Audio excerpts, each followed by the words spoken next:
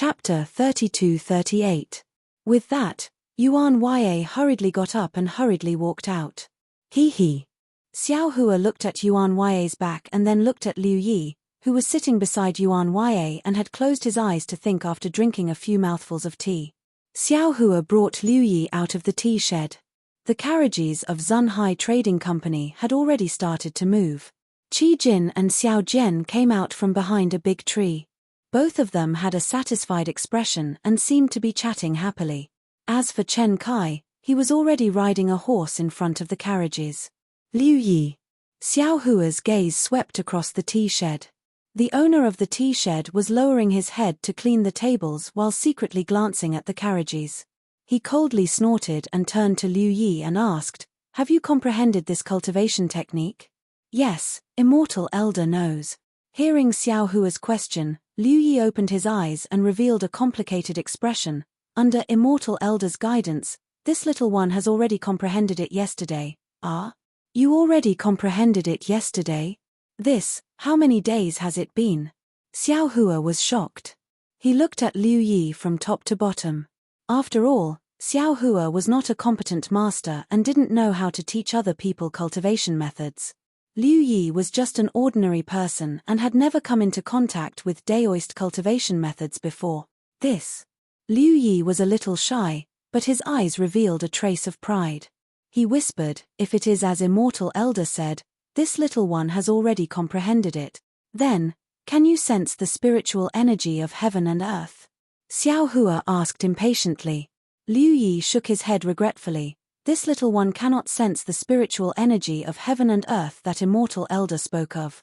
I don't know if this little one's comprehension is wrong or this little one does not have this kind of aptitude. Xiao Hua nodded. "Get on the carriage. This old man wants to hear your comprehension." Yuan Ye watched Xiao Hua bring Liu Yi onto the carriage and then the carriage became silent. Although he could see their mouths moving, he could not hear anything and knew that this was Xiao Hua's technique. He sighed slightly and drove the carriage to the back of the Zunhai Trading Company. However, when he sighed, the corner of his mouth revealed a trace of a smile. This smile was somewhat mysterious. After about half a meal's worth of time, Xiao Hua, who was inside the carriage, sighed like Yuan Ye. He looked at Liu Yi and smiled bitterly. "Liu Yi, it's not that this old man is praising you, but your aptitude is incomparable. You have indeed thoroughly comprehended this cultivation technique, and there is no mistake about it. But even so, I'm afraid it's because your physique isn't good enough that you're unable to sense the spiritual energy of heaven and earth." "Yes, Taoist priest, I understand." At this time, when Liu Yi heard Xiao Hua's praise, his eyes lit up. He smiled and said, "Taoist priest has already said this at the beginning. This little one has a plan in mind. This lowly one is already fortunate enough to have a glimpse of the immortal cultivation technique. As for whether or not I have the fate to cultivate, this lowly one doesn't care anymore. Yes, it's great that you have such intentions. I'm just afraid that you're too ambitious." Xiao Hua nodded and said, "Since that's the case, this old man will teach you another cultivation technique.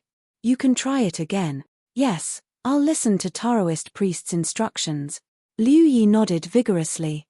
After Xiao Hua passed on a simple water-type cultivation method to Liu Yi, he once again irresponsibly gave him a few small dates, allowing Liu Yi to comprehend it himself.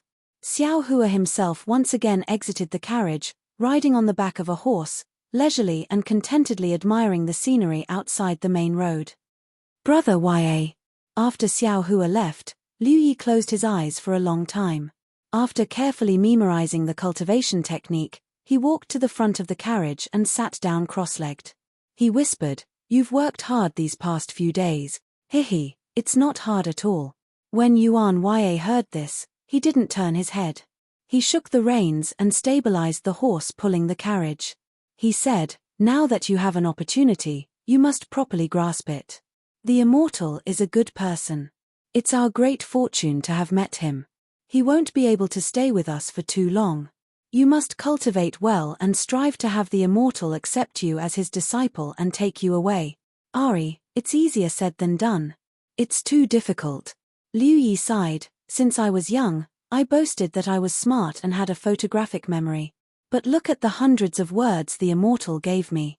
Sure. Yuan Ya, who didn't know much about the ways of the world, was suddenly shocked and hurriedly said, Brother Liu, you can't say this anymore. Only you know it. Yes, I understand. Liu Yi hurriedly smiled. Taoist priest only said that I can't pass it to others. He didn't say that I can't nag. If the immortal says one, you must think two. Yuan Ya wanted to say something, but looking at Liu Yi, he didn't know how to express it. In short, you know this better than me. It's better not to make the immortal angry. Yes, I will remember. Liu Yi looked at Yuan Ya, who didn't speak much, and his heart warmed. He handed the spirit dates in his hand to Yuan Ya and said, This is the date given by the immortal. I haven't eaten it yet. Try it. Okay. Yuan Ya didn't hesitate. He reached out and took it. He threw it into the air and was about to use his mouth to catch it. If you don't want to die, then don't eat it like this. Xiao Hua's voice drifted over. The thumb-sized spirit jujube stopped in mid-air. Yuan Ya raised his head and waited foolishly. At this moment, the carriage suddenly sped up. Yuan Ya's body involuntarily fell down on the carriage. With a pa-da sound, the spirit jujube fell down and hit Yuan Ya's nose. Gidge. A burst of laughter suddenly sounded, like a string of silver bells swaying to the left of Yuan Ya. A red pony happily ran past Yuan Ya. Not only was the pony's manner fine and smooth, but there were also strands of light coming from the saddle and other things on the pony's back. There were also traces of red mist coming from where the pony's hooves touched the ground. It was as if the pony didn't touch the ground at all, and it didn't make the slightest sound. Looking at the little red horse, there was a woman dressed in red. Her face was covered with a layer of red veil. Although her figure was graceful, her face couldn't be seen clearly. The laughter came from the woman's veil. As the woman laughed, the little red horse galloped past Yuan Ya's carriage, and a faint fragrance wafted through the wind. Dear Wu. Yuan Ya was originally lying on his back, but when he heard the laughter, it was as if he had seen a ghost. His face suddenly turned pale, and he used all his strength to push his arms back. His entire body flew out of the carriage as he screamed in disbelief. Gidge. Gidge. The silver bells continued to ring, but they were getting further and further away. The little red horse was very handsome.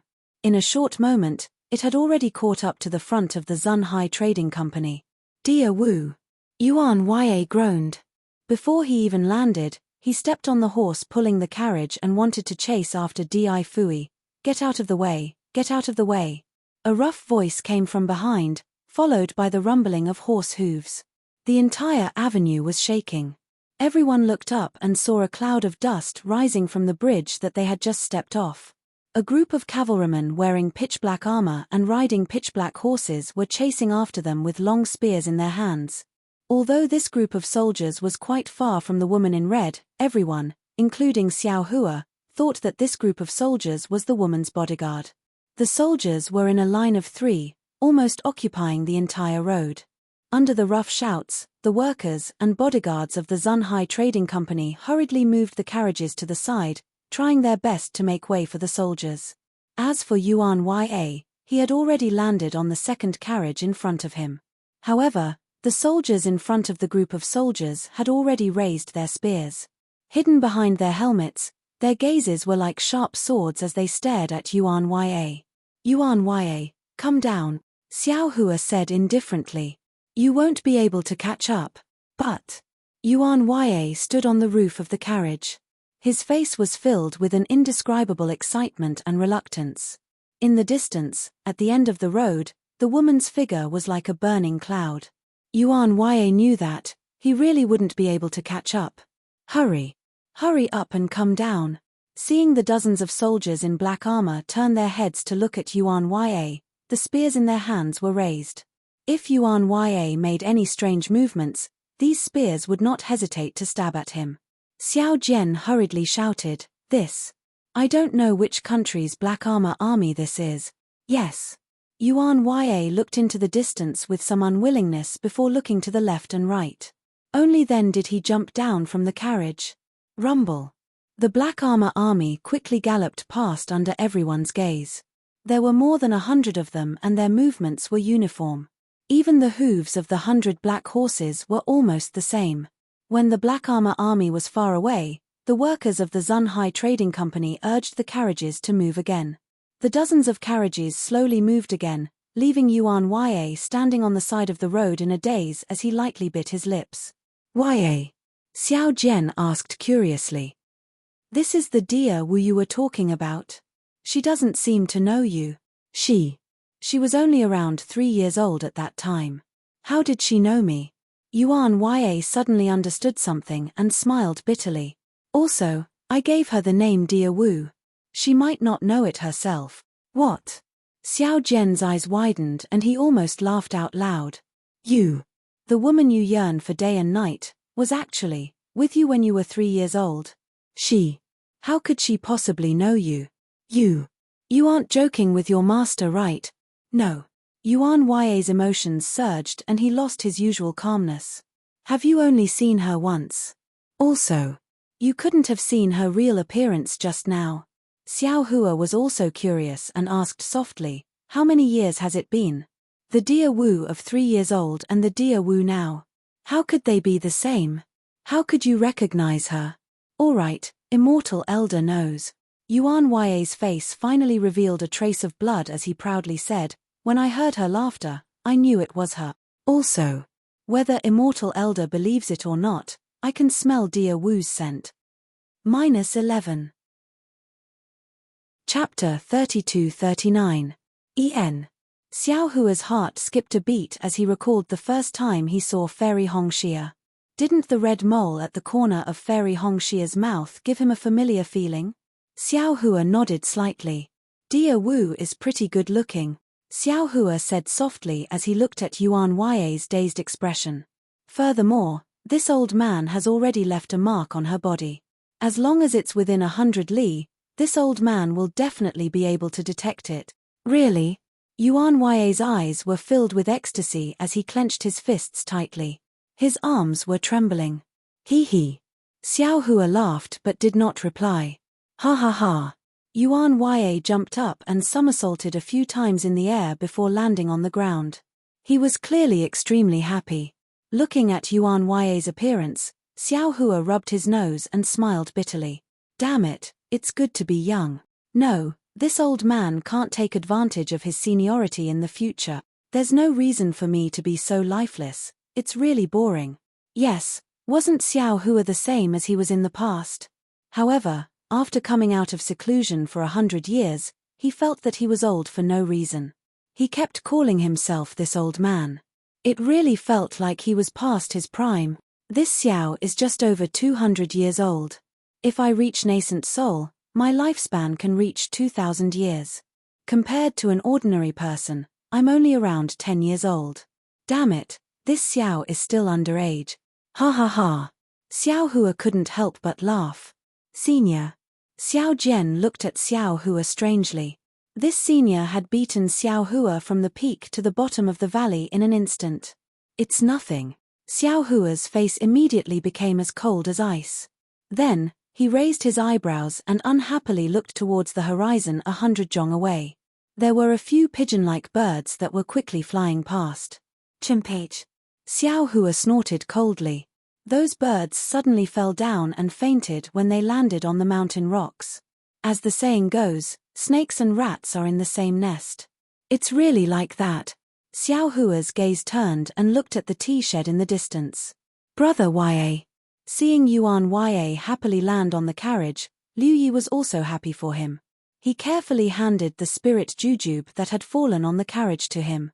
You're really amazing. You've already decided on a marriage at the age of 3. I really envy you. Slap. Yuan Ya raised his hand and slapped the back of Liu Yi's head. He scolded, How am I as despicable as you think? I was only 7 or 8 years old at that time. Tell me, what is going on?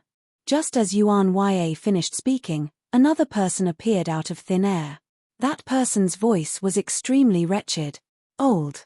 Yuan Ya was furious. Just as he was about to scold him, he saw who it was and immediately smiled apologetically. Immortal. Immortal elder, you. Why are you here? Tell me, tell me. Xiao Hua said with a smile, I've heard you play the Zun in the River Tide Temple. At that time, I didn't see Dear Wu, but now, this old man knows what Dear Wu looks like. If you don't tell me, hehe, Yuan Ya helplessly looked at Xiao Hua's disrespectful appearance. He then looked at Xiao Jian, who was riding a horse and pretending not to care. However, his ears were already perked up. Yuan Ya could only drive the carriage and tell the story of what happened. Yuan Ya had lived in the mystic jade dark forest since he was young. He danced with the wild wolves in the forest. When he was 5 years old, the black wolf that raised him was bitten and seriously injured when it was fighting for territory with another wolf. The night the black wolf died, Yuan Ya took the black wolf's corpse into the depths of the wolf valley. He wanted to bury the black wolf. However, on that full moon night, Yuan Ya heard the faint cry of a baby. This was the first time Yuan Ya had seen a human baby. It was the first time he had seen a human like himself. Therefore, after burying the black wolf's corpse, he brought the baby back to the wolf's den. However, the arrival of the baby attracted the attention of the pack of wolves. Perhaps because they no longer had the black wolf's protection, the pack of wolves wanted to chase Yuan Ya away. Thus, a fight broke out between Yuan Ya and the pack of wolves again. The 5-year-old Yuan Ya was naturally no match for the pack of wolves. After being bitten and covered in cuts and bruises, he carried the baby, whose left arm was also injured, out of the wolf's den. At that time, the baby should have just been born. It cried loudly and had a high fever after being attacked by the pack of wolves. Yuan Ya naturally did not understand this. He only thought that the baby was hungry, so he caught rabbits and roasted them for the baby to eat. How could a newborn baby eat these things? Just as Yuan Ya was helpless and the baby was on the verge of death, a group of colorful butterflies fluttered their enchanting wings in the morning light and flew past Yuan Ya and the baby. The baby seemed to be attracted by the colorful butterflies. Perhaps it had run out of strength and stopped crying hysterically. This made Yuan Ya very happy. Ignoring the cuts and bruises all over his body, he carried the baby and followed the butterflies to the side of a lake. At the side of the lake, there was a doe that had just given birth. It was mournfully licking the dead baby. It was in so much pain that it wished to die. Looking at the lifeless baby and the milk dripping from the doe's mouth, Yuan Ya suddenly understood something. He quickly caught the doe and used its milk to feed the baby. After eating its fill, the baby fell asleep and slept for half a day. After half a day, it cried loudly and ate the milk again. After a few days like this, the baby's fever subsided and the wounds on its left arm healed. However, the wolfsbane had left a long scar on the baby's arm. Other than a small blanket and a zun, the baby had nothing else. Yuan Ya himself did not have a name, but he gave the baby the name Dear Wu. Just like this, Yuan Ya, Dear Wu, and the doe that had lost its baby lived by the side of the butterfly pond. Dear Wu gradually grew up, from swaddling clothes to learning to walk, and then to babbling. They lived there for 3 years. During these 3 years, Yuan Ya would go hunting during the day and Dear Wu would stay with the doe. At night, Yuan Ya would accompany Dear Wu and play the zun for her. Every time he played the zun, Dear Wu would obediently lie in Yuan Ya's arms and look at him with sparkling eyes that were like the stars in the sky. These happy days lasted until one day. Yuan Ya remembered it very clearly. It was a stormy day. Yuan Ya woke up early to hunt as usual, but before he could catch any prey, he suddenly felt uneasy. It was as if they had a telepathic connection. Yuan Ya hurriedly ran back to Butterfly Lake. As expected, the side of Butterfly Lake was covered in blood. The doe had been killed on the ground and there were light footprints beside it. Yuan Ya angrily followed the footprints out of Butterfly Lake. Unfortunately, under the heavy rain, Yuan Ya quickly lost track of the enemy. Helpless, Yuan Ya left Butterfly Lake and searched the entire mystic jade dark forest to find Dear Wu. Unfortunately, Yuan Ya had underestimated the mystic jade dark forest. He had spent 5 years and had not even explored half of the forest. The remaining areas were filled with fierce beasts that Yuan Ya could not deal with. Yuan Ya had gathered his courage and tried to deal with a fierce beast that he thought he could handle. However, he was heavily injured by the fierce beast and was captured by a hunter who had entered the mystic Jade Dark Forest. After that, Yuan Ya was taken out of the mystic Jade Dark Forest and sold to the arena. Speaking of the arena, Yuan Ya seemed to be touched by something sad.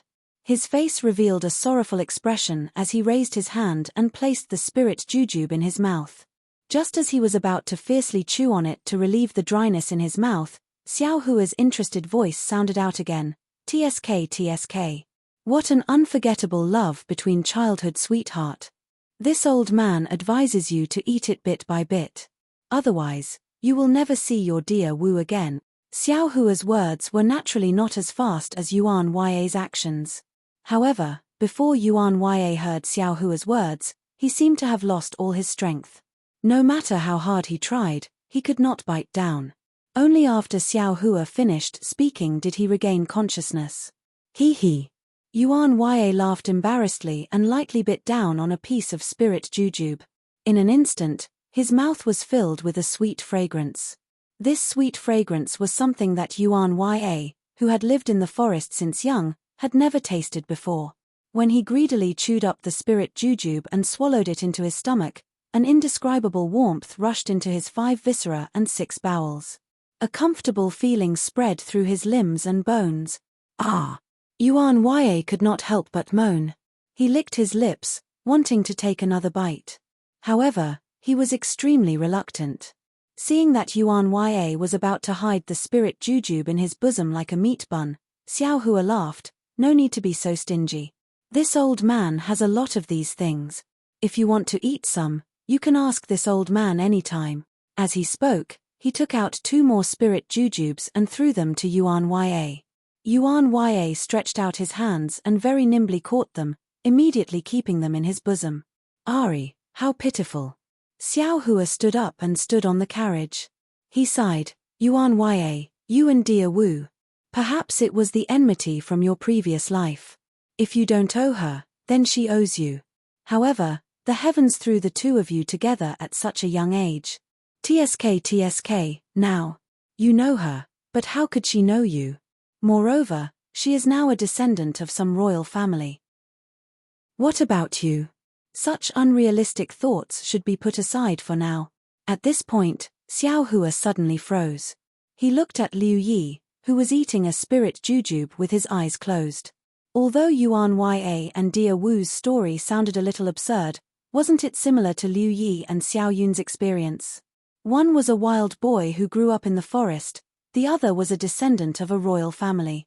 One was a shrew in the marketplace, the other was a princess of the water tribe. Immortal elder. Yuan Ya's face was slightly red. He smiled and said, "You're thinking too much. Dear Wu is a family member to this junior. Moreover, she is his first family member. This junior is very concerned about her life and death. Since she is living well, this junior can rest assured. Whether she knows this junior or not, whether she sees this junior or not, it doesn't matter." Ari, what an ill-fated relationship. Not far away, Xiao Jian's ears drooped. He sighed and did not say anything else, as if he was warning Yuan Ya. "Daoist elder." Just as Xiao Hua was about to say something, Liu Yi suddenly opened his eyes in surprise and shouted, This junior knows what spiritual energy is." -11. Chapter 3240. A strange expression appeared on Xiao Hua's face. He didn't dare to give Liu Yi too many spirit fruits and only gave him the lowest grade spirit jujube. Firstly, it was to let him eat until he was full. Secondly, it was to let him experience the spiritual items of Taoism. Xiao Hua didn't place too much hope on the spirit jujube. However, Xiao Hua still underestimated the spirit jujube in his space and also underestimated Liu Yi's aptitude. Just this one spirit jujube was enough for Liu Yi to grasp the spirit jujube as a small foot. "Yen, you should first experience it and don't do anything else." Xiao Hua thought for a moment and instructed, "My Taoism's divine abilities all rely on the spirit jujube of heaven and earth. If you can't experience the spirit jujube of heaven and earth, just relying on these spirit fruits, it's impossible for you to step onto the path of Tao. Yes, this little one understands. Liu Yi was very happy. He took another bite of the spirit jujube and closed his eyes to experience it. Looking at Liu Yi's excited appearance, Xiao Hua inwardly sighed. Liu Yi's aptitude was indeed not bad. Not only was he able to comprehend a qi refining cultivation method that he had never cultivated before, he was also able to keenly sense the faint spiritual energy within the spirit jujube. This was absolutely impossible for the previous Xiao Hua.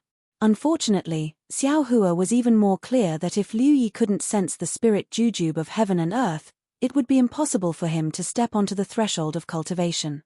Without the spirit jujube of heaven and earth, all of Taoism's cultivation was just a castle in the air. After entering Jiosa country, other than encountering the Black Armored Army led by Dia Wu at the bridge, there were no other unforeseen events. The caravan of Zunhai Trading Company moved forward in an extremely orderly manner. When night came, someone led them to a spacious mountain ridge to rest. The caravan was prepared. Not long after, Qi Jin led 2 people and brought some food to Xiao Hua and the others. What made Xiao Jian depressed was that other than his own stomach being hungry, Liu Yi and Yuan Ye didn't feel hungry or thirsty at all. They didn't even drink a mouthful of water. Compared to Xiao Jian's depression, Qi Jin was so happy that he couldn't close his mouth. Otherworldly ah. What does this mean? This means that the immortal in front of me is really an immortal ah. As for the Taoist priest who took his silver coins, he was just like him, a layman. After Qi Jin left, Xiao Jian gnawed on a stewed pig trotter. Although the pig trotter was very fragrant, Xiao Jian's eyes were filled with hidden bitterness as he looked at Xiao Hua, who was cultivating with his eyes closed. His mouth was tasteless. Xiao Hua ignored him and seemed to have fallen asleep. After the meal, a bonfire was lit in the middle of the group of carriages. The escorts and some of the workers from the trading companies took out food and wine, and even gambling equipment. They started to make a ruckus. Seeing this lively scene, the eyes of Xiao Jian, who had been silent all this time and felt somewhat out of place with Xiao Hua, suddenly lit up. He glanced at Xiao Hua from the corner of his eyes and quietly walked over. However, he had only taken a few steps when Yuan Ye hurriedly got up and followed him out. When they reached the shadow of a carriage, Yuan Ye hurriedly caught up with Xiao Jian and said in a low voice, "Master, for you." What? Xiao Jian was stunned. When he saw Yuan Ye carefully take out a spirit jujube wrapped in an oil bag from his bosom, his face turned cold. "Pa." He slapped the oil bag away and said, "This old man doesn't need the pity of others. This old man has eaten a lot of these spirit fruits in the past." After he finished speaking, he ignored Yuan Ye and quickly walked away. The embers of the bonfire gradually extinguished in the night wind. Xiao Jian happily walked back while humming a tune. He lay down near the carriage and quickly fell asleep. In the night, Xiao Hua opened his eyes and indifferently swept a glance at everything that was somewhat messy. The corner of his mouth revealed a trace of ridicule. The Taoist's divine sense was actually used by Xiao Jian in gambling. I'm afraid that if the Tao sovereign above the 9th heaven knew, he would fly down in anger to punish Xiao Jian, right? On the 2nd and 3rd days, they didn't encounter the bandits that Qi Jin was worried about. Everything was normal. Moreover, there were more carriages on the road. Not only were there bodyguards from the Zunhai Trading Company, there were also bodyguards from other trading companies. It seemed that even if bandits came out, there was no need for Xiao Hua and the others to make a move. These bodyguards could handle it. Qi Jin and the other managers of the trading company were happy, but on the other hand, Xiao Jian couldn't be happy. His divine sense was originally weak. On the first day, it was exhausted. This divine sense won him a lot of money. However, on the 2nd and 3rd day, there were more bodyguards participating in the gambling. Xiao Jian no longer had any means to cheat. He didn't know if it was because of bad luck or other reasons, but Xiao Jian lost again and again. At the beginning, Xiao Jian wanted to withdraw in time. Unfortunately, he won too much on the first day. How could the bodyguards who lost money let him go? After he lost all the money he had won in the past to others, even with Qi Jin's reminder, the red-eyed Xiao Jian simply couldn't listen. He even said that he would get angry with anyone who didn't allow him to gamble. This kind of gambling behavior was the favorite of all gamblers. The gambling continued until dawn. Under the morning light, Xiao Jian walked to the front of the carriage, somewhat tired. In the distant shadows, a group of bodyguards and some shop assistants who participated in the gambling secretly poked their heads out. They were afraid of the otherworldly Xiao Hua, and even more afraid of Yuan Ye, who was more ferocious than a beast. However, they couldn't let go of the vitality stones that Xiao Jian lost to them. Losing a game wasn't scary. What was scary was, the more you bet, the more you lose, and the more you lose, the more you gamble. On the third night, no one came to wake Xiao Jian up. However, as he looked at the bustling scene around the bonfire and heard the bets being placed, Xiao Jian felt as if there was a pair of small hands clutching at his heart, making it impossible for him to fall asleep and calm his heart. Finally, Xiao Jian resolutely walked to the side of the bonfire. Looking at Xiao Jian's long shadow in the bonfire, Xiao Hua seemed to have understood something. Xiao Hua felt that he understood, but in reality, what he understood was still too little. When the moon was high in the sky, Xiao Jian came back and took away the last portion of the vitality stones. However, Xiao Jian didn't come back to rest. He followed his own vitality stones to the bonfire. This time, Xiao Jian didn't stay for long. Soon, the bonfire was abnormally noisy. Xiao Jian staggered back. Although the darkness of the night was a very good layer of protection, Xiao Hua could clearly see that Xiao Jian's face was bruised and swollen. When Xiao Hua's divine sense swept over, he already understood everything. Xiao Jian actually began to cheat after losing all his primeval stones. If you want to cheat, you can cheat, but you were discovered by others. If it wasn't for Xiao Hua and Yuan Ye behind Xiao Jian, this guy would have been beaten to a pulp by a group of bodyguard. Perhaps one could see true feelings in difficult days, but one's true nature would never be seen. Perhaps only when one was comfortable and relaxed could one see one's true nature. How many loving couples could help each other when they were in poverty, but when they were rich, they couldn't help each other? This was what people often said, being able to share hardships but not happiness. When Xiao Jian didn't have money, he could bring Yuan Ye along. No matter if it was divination or running a training hall, he was able to keep his loneliness. However, when he was comfortable and his life was secure, the bad side in his heart immediately revealed itself. No matter how much he pretended, it couldn't hide it. The morning wind blew, blowing away the darkness of the night. Everyone stood up in high spirits, their faces filled with smiles as they faced a new day. That's right, how could a few boxes full of vitality stones be compared to ordinary gold and silver? But it was Xiao Jian who lost it all. Everyone who received vitality stones was abnormally happy. This was something that they couldn't even dream of. Even if they went home now, in this lifetime, no, several lifetimes, they wouldn't be short of money. This world was like this, there was only so much happiness. If you were happy, others wouldn't be happy. If you weren't happy, others would take away your happiness. Xiao Jian was like this. Others completely robbed him of his happiness, leaving him with only bitterness. Other than frowning, he was listless. Yesterday at dusk, he still had wealth comparable to a rich man. Today at dawn, he had become a pauper, with nothing left.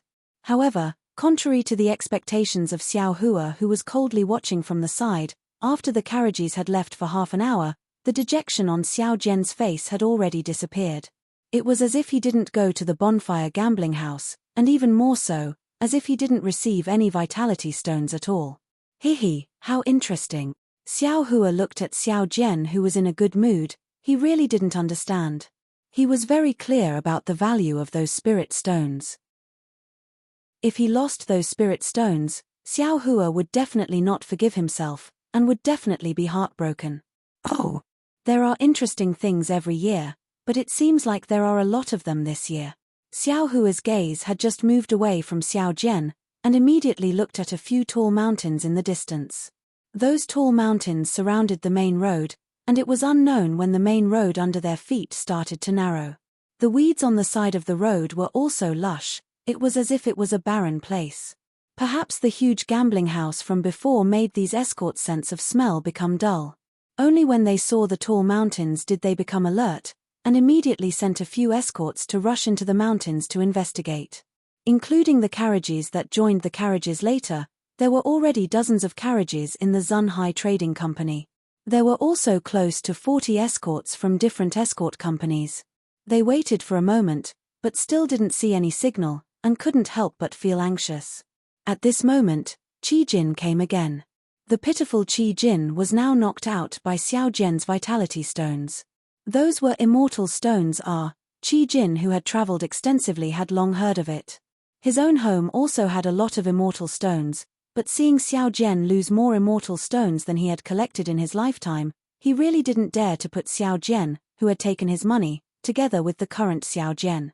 He had already regarded Xiao Jian as an otherworldly expert.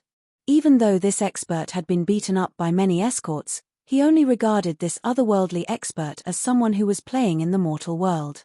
Seeing Xiao Jian impatiently waving his hand, and then looking at Xiao Hua, who was sitting cross-legged on a horse with his eyes closed, Qi Jin confidently returned to the carriages. At this moment, the escorts who entered the mountains also sent a signal that it was safe. -11. Chapter 32:41. Dozens of carriages started moving again. Although the escorts were nervous, they still urged their horses forward. This was the only way to enter the capital of the Jiusa kingdom. Beyond these mountains was a sprawling forest filled with wild beasts. There was no way to go. The only thing they prayed for was that the mountain bandits would not come down the mountain to rob them. They were either drunk, had robbed enough, or had seen that there were enough escorts in their carriages. Unfortunately, these escorts' luck had already been used up a few days ago when they gambled with Xiao Jian. They had only been on the mountain path for about 2 hours when their extreme joy turned to sorrow. After a series of loud gongs, hundreds of bandits dressed in different outfits swarmed out from the side of the mountain ridge where the carriages were located, surrounding the carriages like dumplings. Even if the group of escorts wanted to escape, there was no way for them to do so. Ha ha ha. While everyone's expression changed, Xiao Jian was covering his mouth and laughing. That's right, he had nothing on him now. His primordial stones had long been used up. He was the only one who wasn't afraid of the mountain bandits. A loud roar came from the front left of the carriages. A yellow horse turned out from the mountain ridge. The man on the horse was 20 feet tall. He held a long saber in his hand and shouted, "This road is opened by me." Then, there was another loud roar that was even louder than before. A bull-like mount came out from the back of the carriage. There was also a valiant person sitting on it, and he shouted with a ferocious face, "This tree was planted by me." Soon after, the man stopped talking again. Only some of the bandits on the left were beating their gongs with all their might.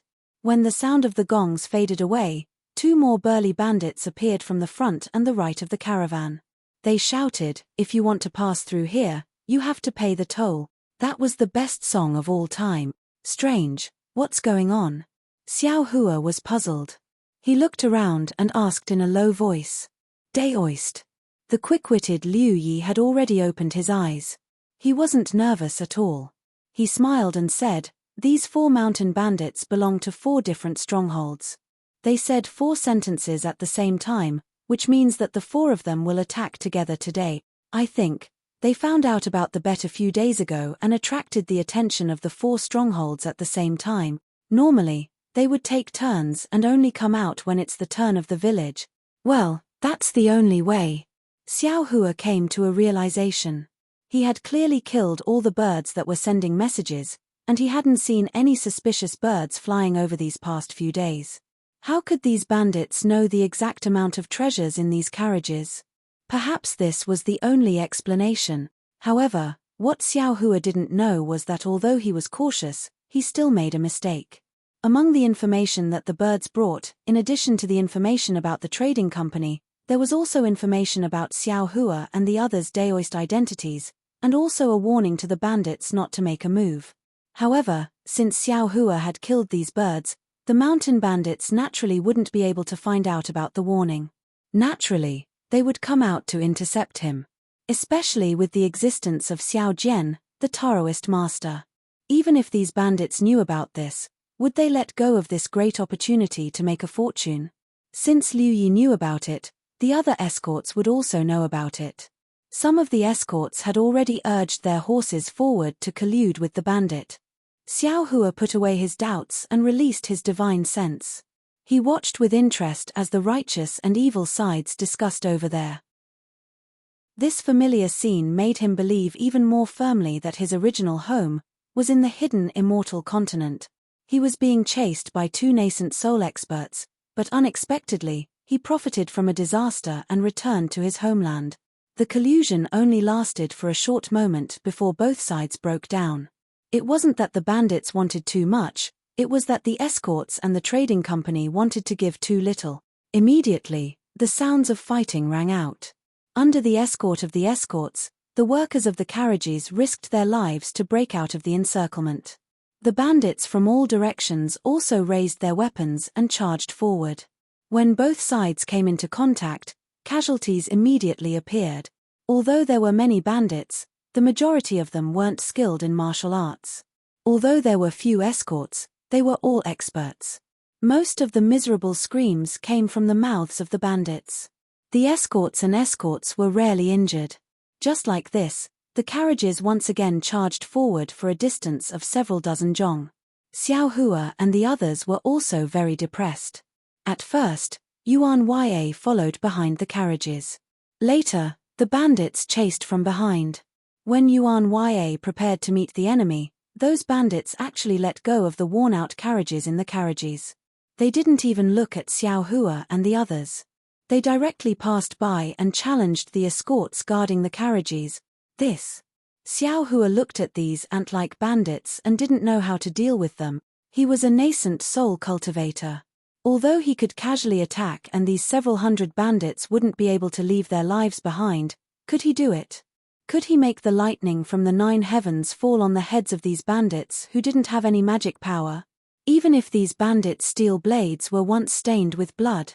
Immortal Elder! Immortal Elder! In the distance, a faint shout sounded. When it entered Xiao Hua's ears, it was Qi Jin's cry for help. Xiao Hua glanced at Xiao Jian, who seemed to be rejoicing in other people's misfortune, and didn't seem to have any reaction to this cry for help. Xiao Hua instructed, Yuanya, go, help Elder Qi. Yes, Yuan Ya had long wanted to move. Now that he heard Xiao Hua, he immediately jumped up from the carriage. Take the weapon. Xiao Hua waved his hand and threw the magic wand to Yuan Ya. With the magic wand in his hand, Yuanya was like a tiger with wings. He leaped into the air among the bandits. Every shadow of the wand would break the bones of the bandits. He was like a tiger in a flock of sheep. He was invincible and was about to reach Qi Jin. You brat! At this time, on the mountain ridge to the right of the carriage, a fat monk holding a crescent moon spade roared. He urged his donkey-like mount to rush down the mountain ridge. The monk's chest was bare. His 2-inch-long black hair danced in the mountain wind. When he waved the crescent moon spade, it made a woo-woo sound like a ghost's cry.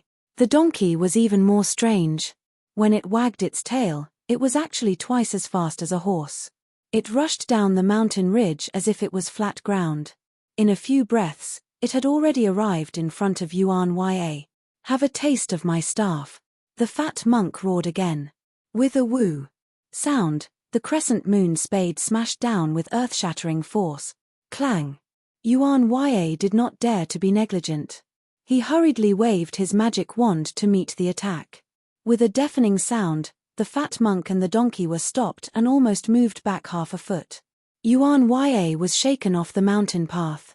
His whole body somersaulted a few times in the air, but he could not dissipate the huge force. After landing on the ground, he was pushed back several feet before he could stabilize himself. Looking at the area between Yuan Ya's thumb and index finger, there was a faint trace of blood. The area between his thumb and index finger was actually split by this attack. Awesome! Yuan Ya's eyes flashed with a fanatical expression.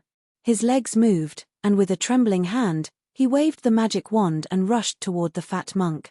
Ha ha ha! The fat monk also laughed and urged the donkey to fight with Yuan Ya. The fat monk was also very good. The crescent moon spade flew up and down. It was a match for Yuan Ya. In the time it took to drink a cup of tea, there was no clear winner. However, Xiao Hua could see that Yuan Yue did not have many moves, but each of his moves was dangerous, forcing the fat monk to be tired. Coupled with the weight of the magic wand, Yuan Yue gradually gained the upper hand. Although the fat monk's moves were very tight, his strength was slightly inferior to Yuan Yue's. He also did not have Yuan Yue's fearless fierceness. Soon, he was at a disadvantage. He might be fine for now, but after a long time, he would definitely be defeated. Haha, fake monk. You also have a day like this. The fierce man who had been standing at the back of the caravan on his bull-like mount laughed loudly. He raised the steel spear in his hand and shouted, "Second brother Ji, if you don't help me, that cheap sister of yours will be a widow." The fat monk was finally able to catch his breath under the shadow of Yuan Yue's staff and shouted loudly. Just as the fat monk finished speaking, woo! The sound of a staff whistling interrupted the fat monk's shout. "This old man is coming." The fierce man called Second Brother Ji urged the old bull under him. The bull's hooves actually emitted a faint smoke, and it rushed toward Yuan Yue. "Chimpage." Xiao Hua sneered. Just as he was about to make a move, he heard the sound of hurried horse hooves in the distance. A clear and slightly childish voice sounded. "Bold mountain bandit, you actually dare to do such a wicked thing in broad daylight. Eat my sword." Not only was Xiao Hua shocked, even Second Brother Ji, who was about to attack Yuan Yue, turned around to look. Dozens of feet away, there was a large green horse. On the horse, there was a scholar who looked to be about 14 or 15 years old. This scholar was wearing a green scholar's robe. His thin lips were tightly shut, and he held a 3-foot-long green sword in his hand. Under his sword-like eyebrows, his bright eyes flashed with hatred. Although the green horse's back was as bumpy as waves, the scholar stood steadily on the horse's back. When he got a little closer, the scholar's figure jumped from the horse's back. Using the horse's momentum, he rushed into the air and pierced toward Second Brother Ji like a wild goose. "Still wet behind the ears, little brat. You don't even dare to tell me your name, and you actually dare to be so serious with your grandfather." Second Brother Ji saw that the sword light was like a star, sweeping through the air and piercing toward him. He couldn't help but sneer. Pointing his spear in the air, he roared and turned around to meet the scholar flying toward him. Clang, clang, clang. The scholar's robe fluttered in the air. The sword light was like a floating frost, and the steel spear was like a horned plum blossom in the flying frost. The moment the scholar and the bandit met face to face, they immediately exchanged several moves. The scholar's figure was forced to dodge in the air by the bandit.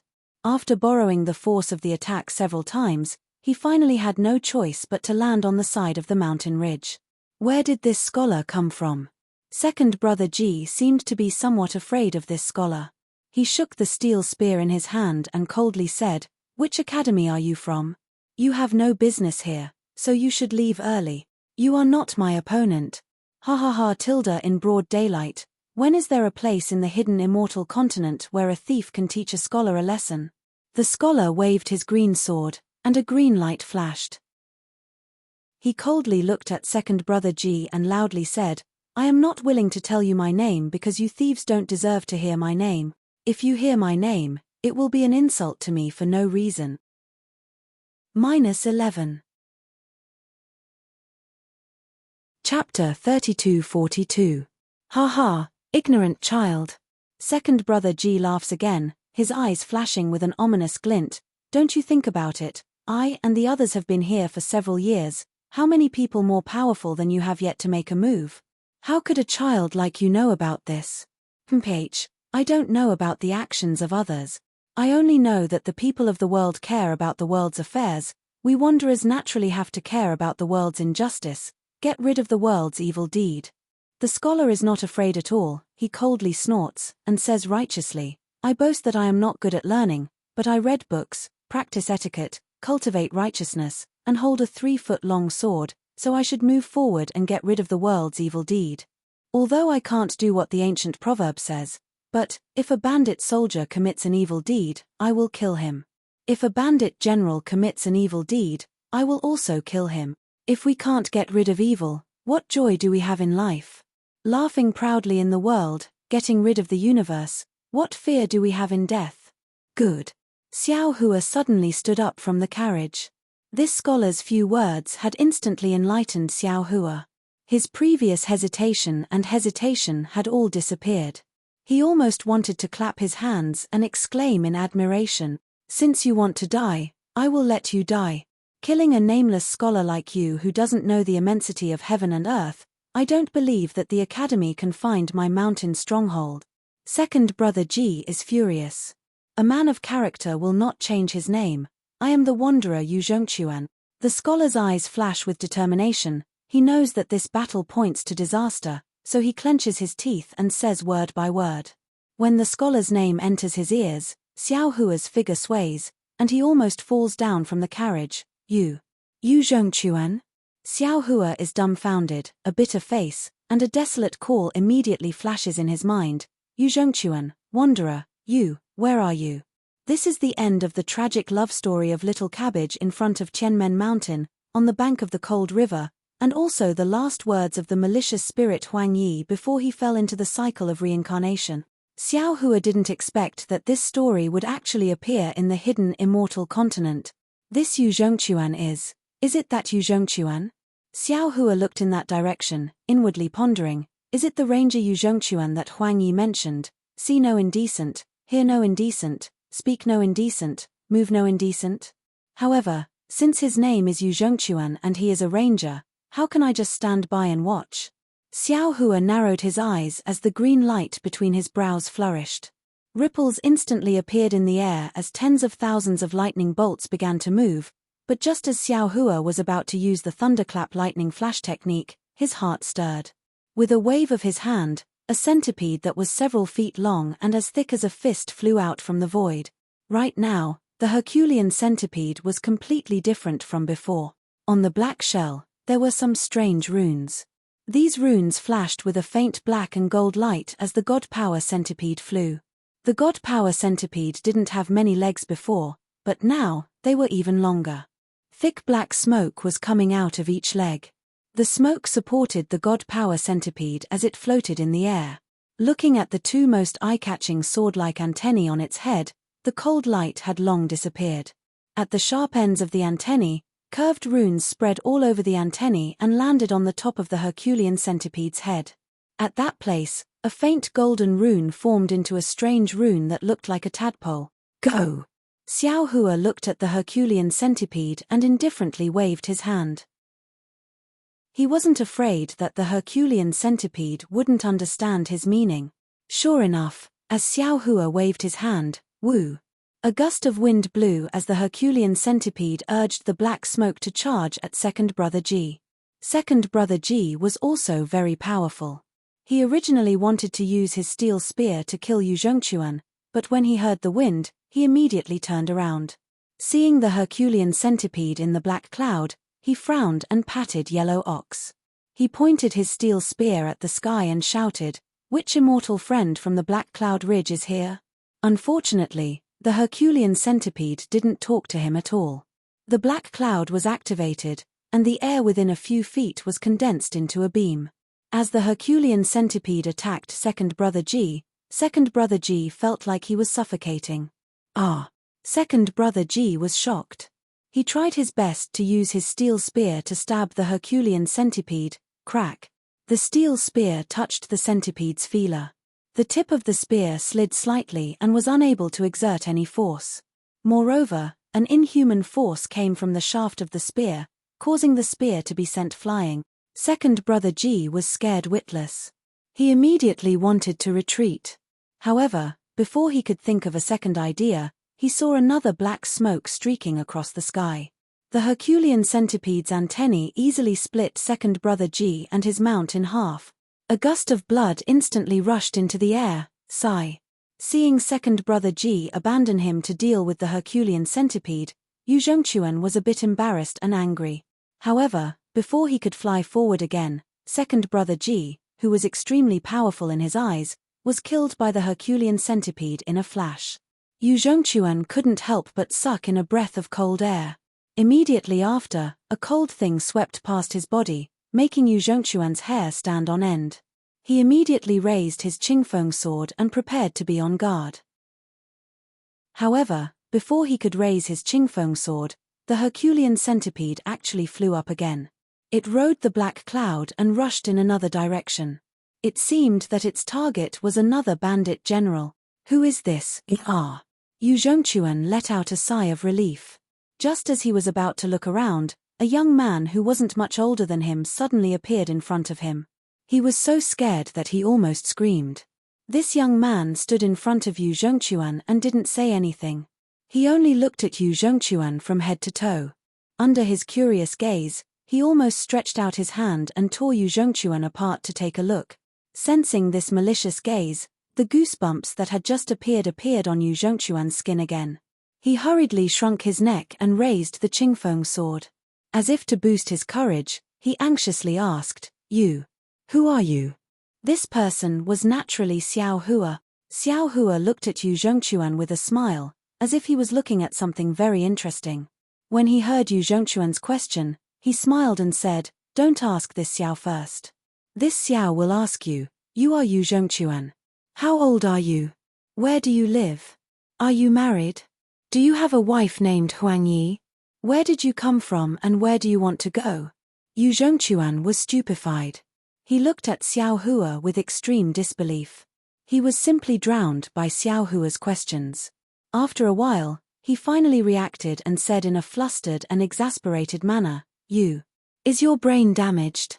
As he spoke, Yu Zhongquan walked past Xiao Hua in a few steps. He wanted to rush over and kill the mountain bandit, but strangely, Xiao Hua smiled and appeared in front of Yu Zhongquan like a ghost. He said with a smile, "Yu Zhongquan, if this Xiao's brain is damaged, then I'm afraid there isn't anyone in this world with a good brain. How about this? This Xiao sees that you are a talented person and wants to matchmake you. Tell me, what kind of girl do you like? How about this Xiao introduce a little cabbage to you? You! Get out of the way." Yu Zhongquan's face was completely red. He pointed his Qingfeng sword at Xiao Hua's nose and said, "This one knows that you are not a mountain bandit, so this one will not sacrifice you to my sword. But if you continue to slander this one and continue to nag like this, don't blame this one for being impolite. Ari, you really don't know what's good for you." Xiao Hua shrugged and retreated a few steps. He said helplessly, "This Xiao is the moon elder of the heavens. I fell into the mortal world and wanted to matchmake you a 10,000-year red string. If you are the moon elder, then this one is the sword immortal." Yu Zhongquan unhappily walked a few steps forward. As he spoke, his Qingfeng sword danced and rushed towards a mountain bandit. "Go wherever it's cool." All right. Xiao Hua clapped his hands and said with a smile, "The sky is cool. This Xiao will go to the sky and stay there." As he spoke, Xiao Hua activated his flying talisman and flew into the air. He sat there with interest. "Chumph, you can go wherever you want. What does it have to do with this one?" Who would have thought that Yu Zhongquan would completely ignore him? His Qingfeng sword lifted the bandit's padao and stabbed towards the bandit's throat. The bandit's padao flashed. He originally wanted to defend and counterattack, but suddenly, panic flashed across the bandit's face.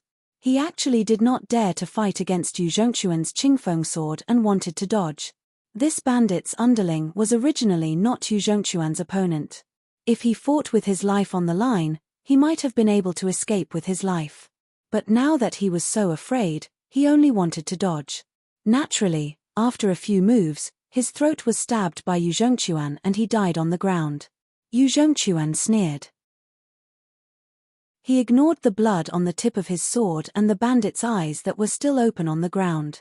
He jumped up again and chased after another bandit. However, soon after, Yu Zhongquan was extremely puzzled as he discovered that he was really invincible. Not only did the sword light hit him, all the underlings were scared witless. Even before he could catch up, those bandits who saw his shadow also fled. This made him really excited. With righteousness in the chest, evil ghosts will be easily defeated. With righteousness in mind, one will fight 100 battles without hesitation. Yu Zhongquan could not help but roar towards the sky. He shouted with extreme joy, "Come, come, come, who dares to fight 300 rounds with me?" At this moment, Yu Zhongquan had already reached the side of the carriages. The originally terrified shop assistant's face was now filled with ecstasy. He welcomed Yu Zhongquan and shouted, "Thank you, immortal master, for your kindness. You're welcome, you're welcome." Yu Zhongquan was in high spirits. The Qingfeng sword in his hand trembled slightly as he responded proudly. But suddenly, he seemed to have realized something. "What? Immortal master?" Yu Zhongquan suddenly turned around and saw Xiao Hua standing with his hands clasped behind his back. He stood there with a smile, and there was an indescribable wretchedness in his eyes. Yes, the ranger Yu Zhongquan actually understood wretchedness in the eyes of the so-called Namo Guanyin Bodhisattva. You really are. Immortal master?" Yu Zhongquan's left hand trembled as he raised it. He pointed at Xiao Hua and asked in shock. When Yu Zhongquan finished speaking, he felt that it was inappropriate. He hurriedly withdrew his hand and hid it behind his back. "This Xiao is immortal master," Xiao Hua said with a smile. "Didn't I just tell you?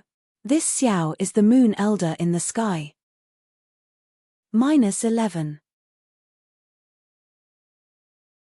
Chapter 32-43. Young Master, Young Master.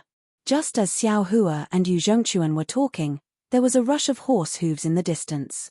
An old man with white hair and beard was also riding a big cyan horse. He rushed over without a care for his life. Although the old man's face was full of fear, the concern in his eyes was obvious. Seeing that the old man was about to catch up, Yu Zhongquan's face showed a trace of unnaturalness. He hurriedly shouted, "Seventh uncle, I'm fine." Hearing Yu Zhongquan's impatient answer, the old man's eyes showed a trace of comfort. Then he shouted behind him, "You too, hurry up and save the young master. If anything happens to the young master, this old man will peel your skin and pull out your tendons." Behind the old man, there were also two large green horses.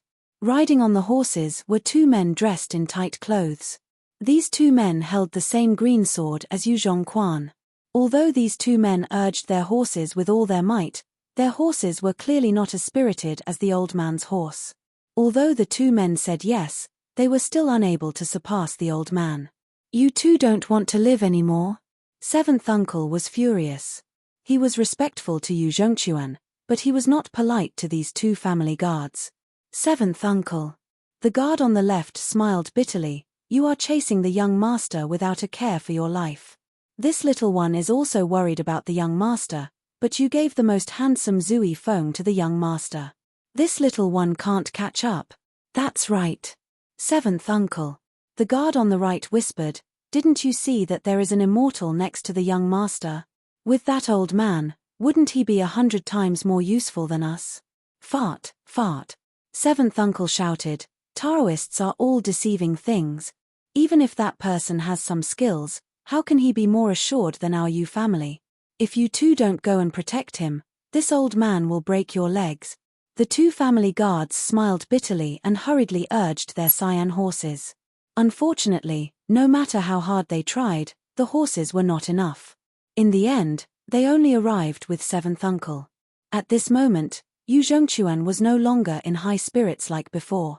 He was somewhat listless as he drooped his head and stood beside Xiao Hua. Xiao Hua had already landed, but he could clearly see that it wasn't because of him, but because of the old man who hadn't arrived yet. Sure enough, when the old man arrived before them, he didn't even bother to greet them.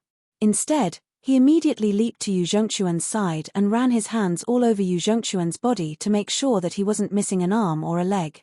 Only then did he let out a long sigh of relief and said earnestly, "Little young master, you are the precious treasure of our Yu clan, a piece of meat in our old ancestors' heart. Once you go out." "Seventh uncle." Yu Zhongquan's face turned red. He stole a glance at Xiao Hua, who was still standing in the air, and complained, "There's a senior expert here. You should speak less." "Sigh, young master, it's not that this old servant wants to criticize you. Who would have thought that once Yu Zhongquan spoke, seventh uncle would become even more long-winded? This old servant has eaten more salt than you have eaten rice. This old servant has walked more bridges than you have walked on roads. What kind of swindler has this old servant not seen? In the past, there were many Daoist priests who came to our Yu clan to eat and drink. Which one of them didn't bow to this old servant when they saw him? This old servant is very clear about their tricks. You sneaked out without telling your family. If this old servant hadn't discovered you early. Seventh uncle. Yu Zhongquan's face turned completely green. His deception of claiming to be a ranger was inadvertently exposed by seventh uncle. Yu Zhongquan's face suddenly disappeared. He didn't even have the courage to look at Xiao Hua. He quickly walked towards his cyan horse. Little young master, hehe, little young master. The two family guards hurriedly stood in front of Yu Zhongquan and pleaded, if you return home, we will serve you on your horse. If you don't return to see your wife, we won't dare, scram. Hearing his wife, Yu Zhongquan's face turned completely black. He angrily said, this Zui Feng is this young master's mount. You dare not let this young master get on his horse. Seventh uncle, seventh uncle. A fat family guard anxiously said, if little young master gets on Zui Feng, we won't be able to catch up, cough cough. Seventh uncle coughed twice.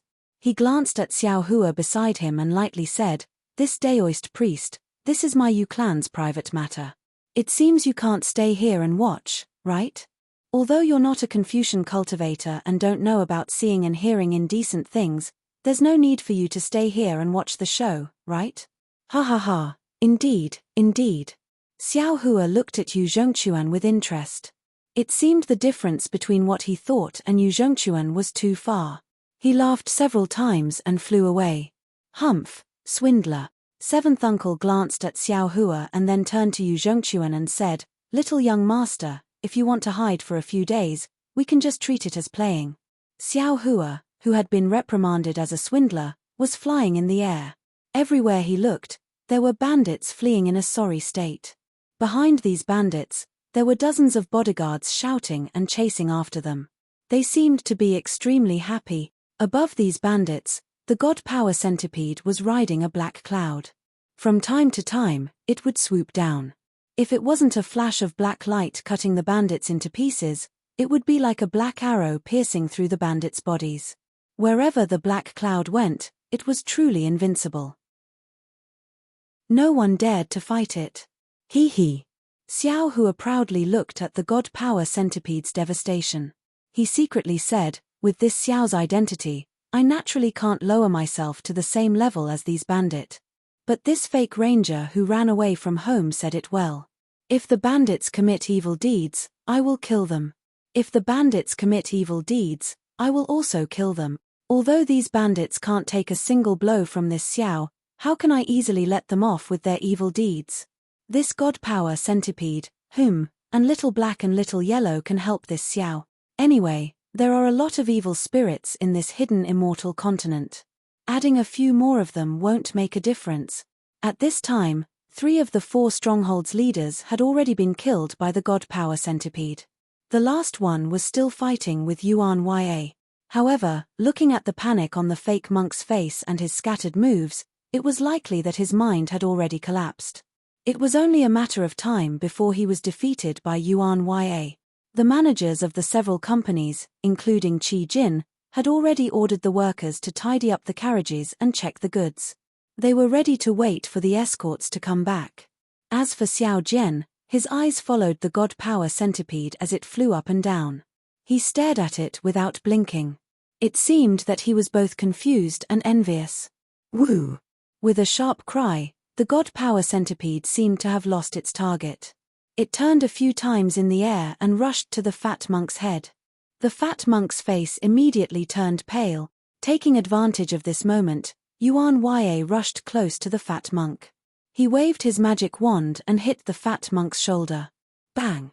With a muffled sound, the fat monk screamed miserably. Under this attack, the fat monk's shoulder bone was broken. He no longer had the strength to lift the weapon in his hand. The fat monk hurriedly shook the donkey and wanted to escape with the donkey. Where are you going? Yuan Ya roared. He jumped up and waved his magic wand at the fat monk's back. The fat monk was about to be killed by Yuan Ya.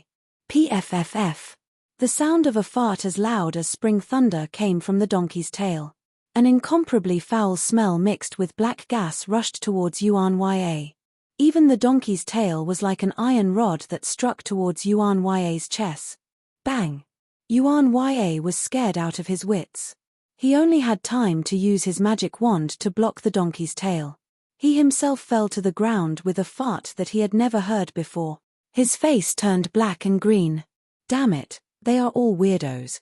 Xiao Hua was unable to stand steadily in the air again.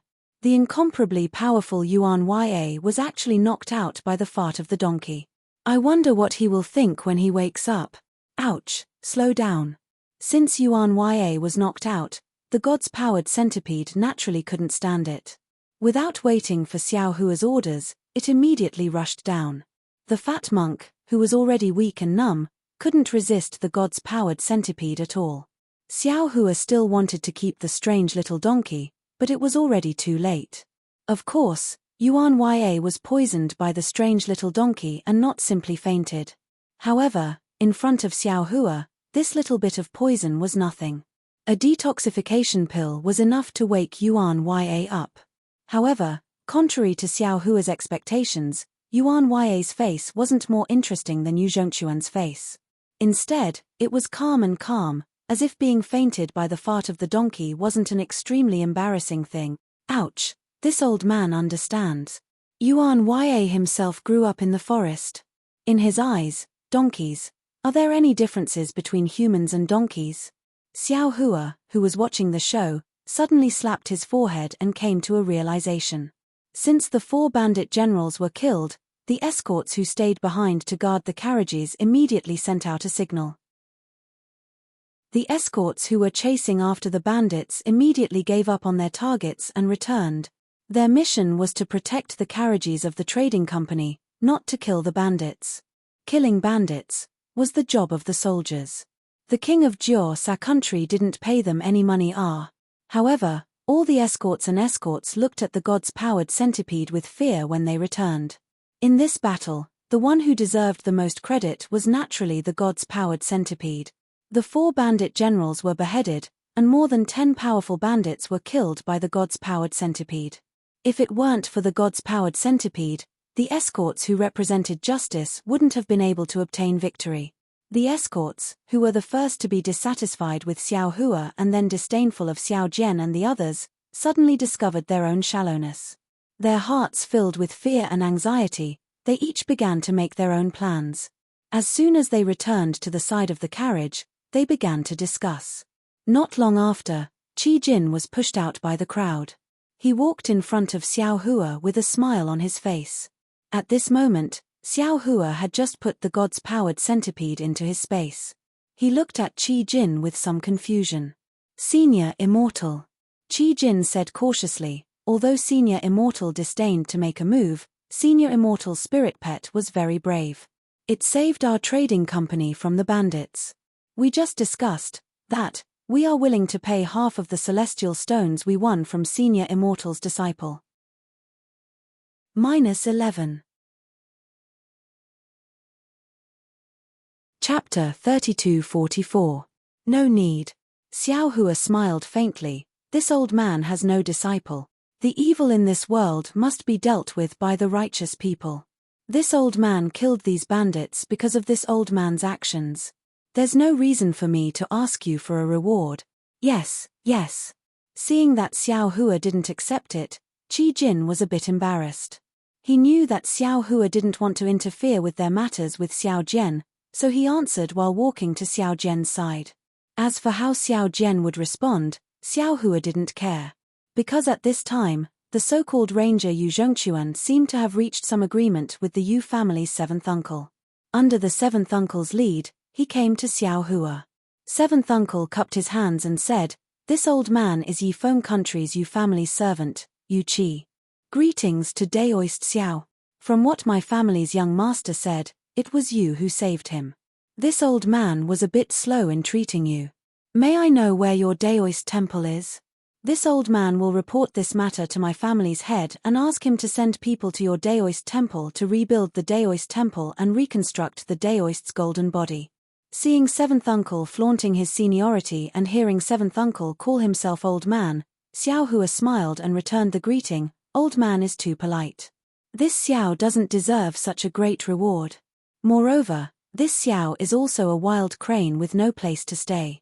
This Xiao appreciates old man's kindness. How can that be? Seventh uncle didn't give up. He shook his head and said, My Yu family is a great scholarly family. My ancestors have passed down poems and books. Everyone in Yifeng country knows that my Yu family rules with etiquette. If you don't repay such a great favor, how can my Yu family face the world? Damn it. Xiao Hua saw that every word of seventh uncle's was a great scholarly family. Even if he didn't ask for repayment, he would tarnish the Yu family's reputation. He couldn't help but mutter in his heart. However, he waved his hand and said, Old man's words are wrong. Oh.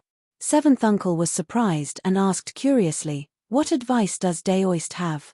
Although this Xiao isn't a scholarly cultivator, I admire the righteous spirit of scholarly cultivators. Just a few moments ago, the young master of the noble clan was facing hundreds of bandits and the leader of the bandits whom he could not resist at all. The young master said, Read books, practice etiquette, cultivate righteousness, and hold a 3-foot sword. Then, we should move forward courageously and sweep away all evil in the world. Such words are like divine thunder from the 9 heavens that awakened this Xiao. He is only a scholar in his teens, but he can rely on the righteous spirit to reach the realm of even if there are tens of thousands of people, I will still go forward. Isn't that the ranger in this Xiao's heart? Wasn't he one of the rare and magnificent men in the world? This Xiao is only fighting the enemy together with him, so what help is there? Old Sir is worried about the face of the scholarly cultivator clans, but I still have to worry about the face of my Dao sec. In the future, Old Sir must not mention this matter again. Xiao Hua's words made seventh uncle's face glow. He naturally didn't know about Yu Zhongquan's performance. Although he looked down on the declining Dao sect and looked down on Xiao Hua did save Yu Zhongquan after all.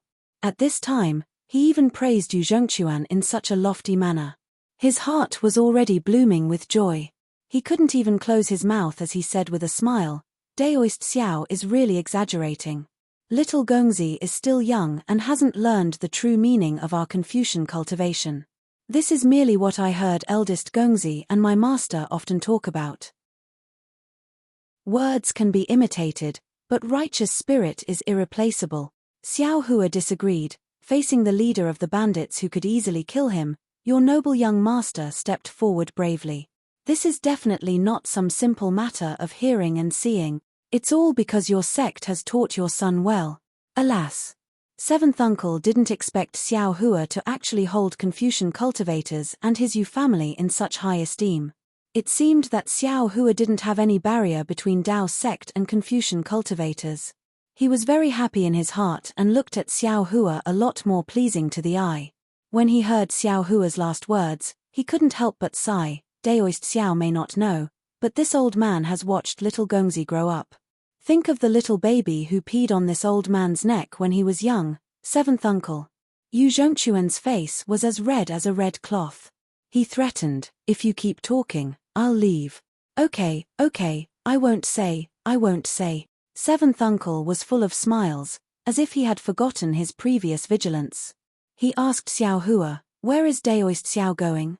If you have time, how about we go together? He. Xiao Hua laughed and replied, this Xiao wants to go to Bronze Pillar State, but I don't know if I'm going the same way as you.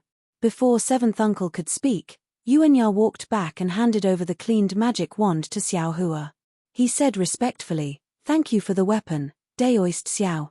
Xiao Hua took it and put it into his space. He looked at Yu Zhongquan and smiled, Yuanya, this is Yu Zhongquan, the descendant of Ifeng State's great Confucian. You didn't see him when you were fighting just now. He actually dared to fight a bandit leader by himself. His courage is definitely out of the ordinary. I'm Yu Zhongquan. Greetings, fellow Daoist Yu Zhongquan had already seen Yuanya who fought the fat monk.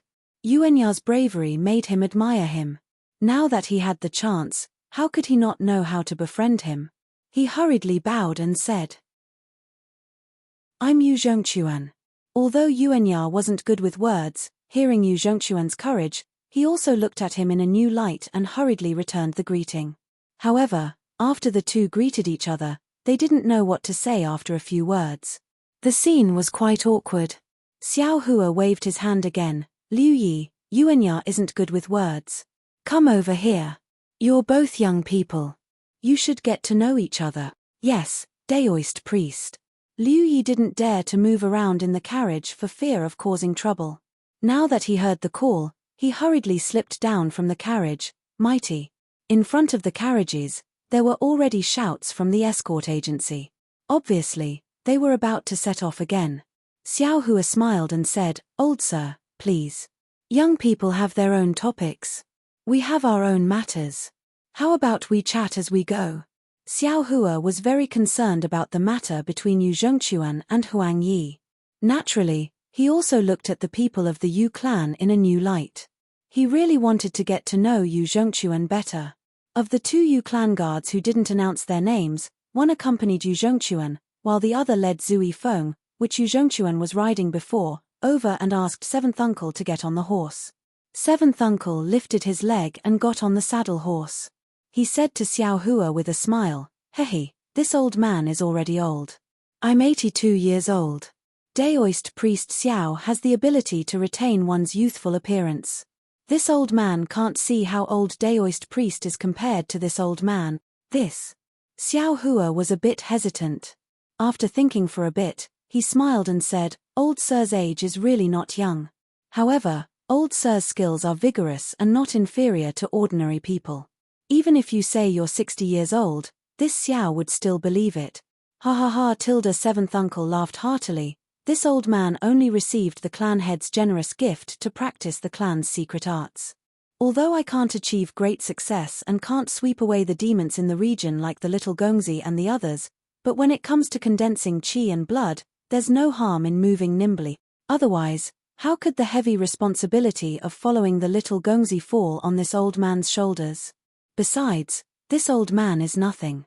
My clan's previous clan head was over 100 years old, but he was still able to wield a 3-foot-long sword and kill the Xuanyang water bandits leader.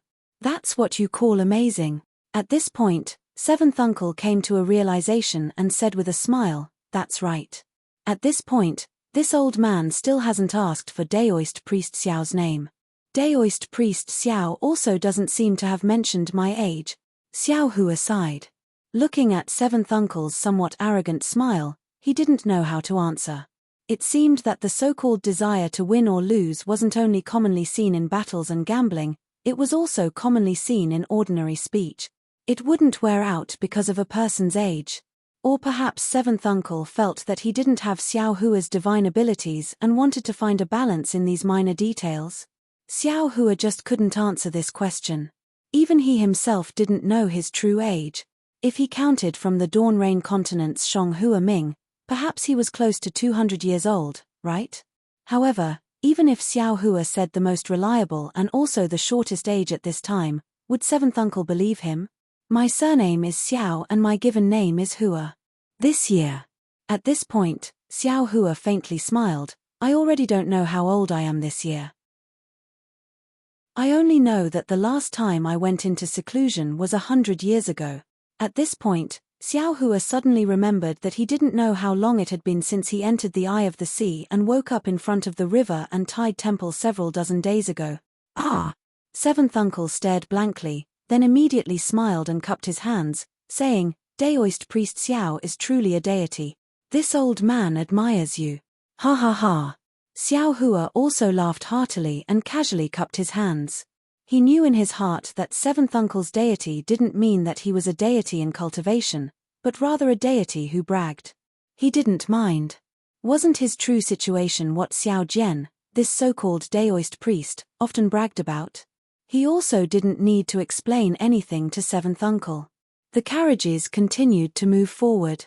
Liu Yi, Yuan Ya, and Yu Zhongquan were chatting at the front. From time to time, some laughter could be heard. Seventh Uncle looked at Yu Zhongquan's beaming face and felt happy in his heart. He unconsciously told Xiao Hua everything that Yu Zhongquan didn't want to say. The Yu family was a scholarly family of Ifeng country. It could be said that the entire Ifeng country was supported by the Yu family. Even the king of Ifeng country had to bow his head and greet the Yu family. The Yu family had many heirs and many side branches. Yu Zhongquan was the youngest among the main branches. Yu Zhongquan was exceptionally intelligent since childhood. He was familiar with poetry and books at a very young age. When he was a little older, he had thoroughly read the classics of the scholarly families. He would often put forward his own unique views and was doted on by the family head. Furthermore, he was also expected to produce another great grandmaster in the Yu family, or even a literary sage. Unfortunately, Yu Zhongquan's cultivation path was out of everyone's expectations. When he first stepped on the path of refining essence into qi, it was very easy, but when he started cultivating, it was abnormally difficult. Others used a day's effort, but he could only use 10 days to achieve it. The true qi in his chest couldn't be refined and purified. Now, he was already 14 or 15 years old, but he was still in the realm of a scholar. This was still nothing. After all, the Yu family had many scholarly disciples. What kind of situation hadn't they seen before? They also had corresponding secret techniques to deal with it. But what puzzled others the most was Yu Zhongquan's ambition. Yu Zhongquan wanted to be a ranger, not the great grandmaster that the Yu family had in mind. What was a ranger? The ranger that seventh uncle spoke of was very different from what Xiao Hua thought. -11. Chapter 3245. What was a ranger? A ranger sounded very awe-inspiring. In the eyes of many people, it was a swordsman who traveled all over the world, upholding justice and helping the weak. Many of the chivalrous stories passed down by word of mouth in the secular world were also related to rangers. Rangers were almost synonymous with justice in people's mind. However, in fact, in the eyes of Confucian cultivators, especially in the eyes of those great Confucian families, rangers were synonymous with debauchees. They were people who couldn't cultivate Confucian cultivation techniques and couldn't practice sword qi. They could only rely on their mediocre swordsmanship and wander around, idling around. In the eyes of great Confucian scholars, these people were all poor and destitute, abandoned children who couldn't accomplish anything. In short, they were a group of Confucian cultivators who didn't care for their grandparents and didn't love their uncles. They were a different branch of Confucian cultivators, but in fact, in the eyes of Confucian cultivators, they were just wild foxes. In particular, these rangers didn't care about etiquette, morality, honor, and shame. They were like male dogs in heat, teasing good women everywhere, destroying their chastity, and then patting their hands. They once again wandered around the world. They even said that they were in love with each other, so there was no need to spend all their time together. Rangers are the scum of us Confucian cultivators. Listening to Seventh Uncle's somewhat teeth-gnashing shout, Xiao Hua almost thought that some of Seventh Uncle's women had an affair with the rangers. However, after listening to Seventh Uncle's words, he finally understood that it wasn't Seventh Uncle's personal grudge with the rangers, but a group of great Confucian families who followed the rules and regulations of this free and undisciplined lifestyle. Confucian cultivators are upright cultivators between heaven and earth. Oh, Daoist Xiao, it's not that this old man wants to slander your Daoist school, but Daoist school steals the essence of heaven and earth for their own use, not thinking of giving back to heaven and earth for marriage, which is exactly what we Confucian cultivators despise. The disciples of Confucian cultivators should read the books of the sages, know etiquette, know right and wrong, hold the outline of heaven and earth, and follow the rules of heaven and earth. Use the outline of heaven and earth to rule the world, conduct yourself properly, and don't use the thoughts in your heart to kill. Seventh Uncle looked at Xiao Hua with some disdain and said, even if you want to eliminate evil and punish evil, you should use the methods of Confucian cultivators to punish, and not use your own evil. Rule by law, rule by law. This is the difference between us Confucians and you Taoist. Hiss. Xiao Hua sucked in a breath of cold air. Although he could also be considered a Confucian cultivator, and his Confucian cultivation was even higher than Seventh Uncle's, this was the first time he had heard words that integrated the principles of heaven and earth into people's daily actions and into the management of a country. Although Seventh Uncle's words were not without bias, Xiao Hua still felt as if he had been enlightened. He had already realized this when he was in the Dawn Rain continent. There weren't any restrictions between the three kingdoms of cultivation. Ordinary cultivators would draw their swords against each other from time to time and kill each other for their treasures. There were countless cases of greed at the sight of wealth. Isn't this just the lack of the Confucian cultivation method that seventh uncle mentioned? This Dharma was like the heavenly Tao of Taoism. All kinds of cultivation were under the heavenly Tao. One could comprehend the heavenly Tao, but one could not provoke the heavenly Tao. The Dharma of Confucianism was the heavenly Tao. If one violated the Dharma, they would be punished by the Dharma. Naturally, the heavenly Tao was far grander than the Dharma. The Dharma was merely a small shadow of the heavenly Tao under the governance of Confucianism. Seeing Xiao Hua's expression change, seventh uncle said proudly, "Although this old man is not good at our Confucian cultivation method, I often read the historical records of our Yu clan's ancestors. From the ancient history, Taoism didn't follow the rules, didn't know etiquette, and didn't establish the Dharma. This was why they lost their own rules. If you say they were annihilated by our immortal and Buddhist sects, it would be better to say they lost their way. They lost their direction of survival under your so-called heavenly Tao." Seeing that seventh uncle was talking nonsense again, Xiao Hua smiled and said, "Old sir, some of your words are indeed enlightening and deafening. This Xiao can't deny it. However, if you want to generalize and use Dharma to cover up the annihilation of Taoism, it's not appropriate. No matter if it's Confucianism, Buddhism, or Taoism, they are all cultivation paths between heaven and earth. Although their paths are different, their directions and goals are not necessarily different. Since each of them can exist, they naturally have their own reasons for existing. Old sir, you're pointing out the annihilation of Taoism right now. Your words have evidence, but maybe there are other reasons. You're pointing out the annihilation of Confucianism and Buddhism with similarly conclusive evidence. Nonsense." Seventh uncle felt that Xiao Hua was speechless and was acting shamelessly here. He smiled and said, "No matter where it is, Dharma is the epitome of heavenly Tao. Everything must be done under Dharma." As he spoke, he seemed to have thought of something. He pointed behind him and said, "Take those bandits from before for example. Exterminating bandits is an act of the country, the duty of the officers and soldiers. What we need to do is to capture them and send them to the government, not to let you kill them yourself." "Oh, that's right, this old man was talking to you about the ranger. This ranger carries on your Taoism's idea of freedom. He does whatever he wants and doesn't respect Dharma. As the saying goes, a ranger uses martial arts to break the law. A ranger only emphasizes martial arts, not Dharma.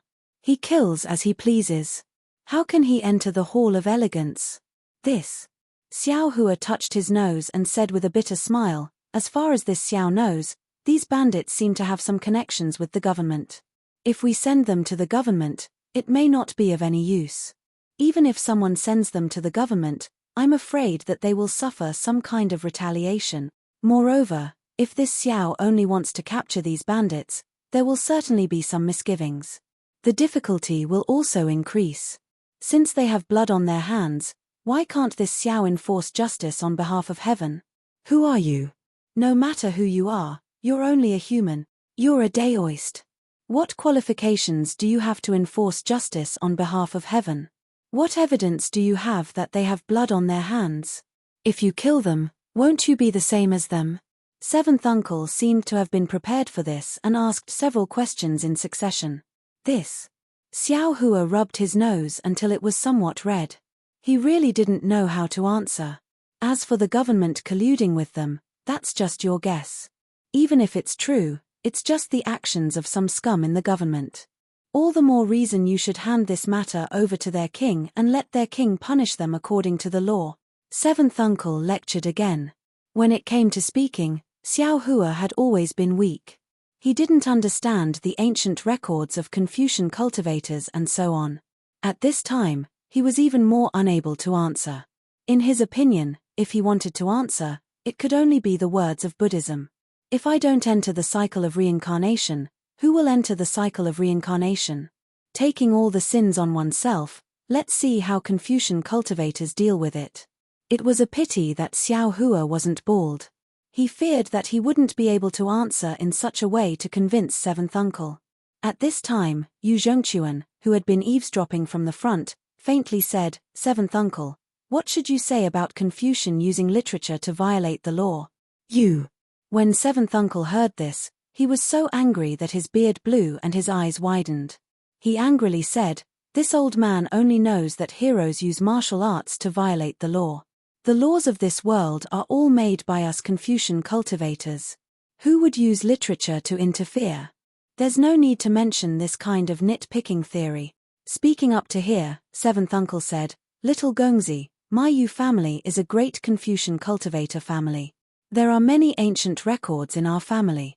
You only need to read the books of the sages in our family. Why don't you look at the teachings of other schools?"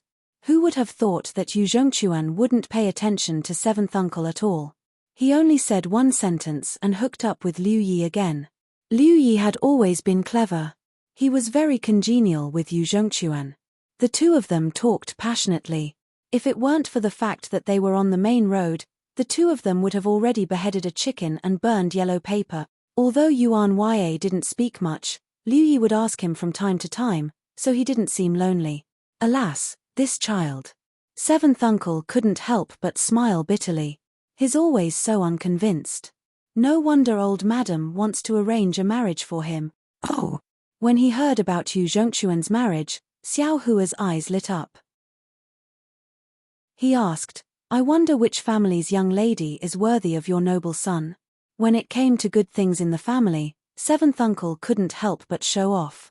He didn't need Xiao Hua to ask and had already explained the matter clearly. Contrary to Xiao Hua's expectations, this young lady's surname wasn't Huang, but Chang. She was the descendant of a great Confucian family in Xin country. She was well matched with the Yu family. Although the two families had the idea of marriage, the children of the two families were still young and didn't mention the agenda. Now that Xin country had an urgent matter that required Ifeng country's help, in order to find a suitable reason, Chang family took the initiative to propose marriage. Since Yu family had the intention of forming an alliance, the two families hit it off and settled this marriage. Ifeng country could legitimately send troops to Xin country. This was originally a good thing that would benefit both the country and the family. However, when it came to Yu Zhongquan, it was tantamount to a bolt from the blue. He had always had the ideal of being a ranger. He hoped to wield a 3-foot-long sword and sweep away all the injustices in the region. Now that he was trapped by marriage, how could he allow himself to be captured? Therefore, before the engagement ceremony was completed, he fled from home. Yu family's old ancestor felt sorry for Yu Zhongquan, so he sent seventh uncle and 2 family guards to protect him. He also brought Zui Feng along. When seventh uncle caught up to Yu Zhongquan, he naturally gave Zui Feng to Yu Zhongquan, who knew that Yu Zhongquan would ride a horse and flee. Seventh uncle and the other 2 chased after him bitterly. If they hadn't been robbed by bandits, the 3 of them probably wouldn't have been able to catch up to Yu Zhongquan.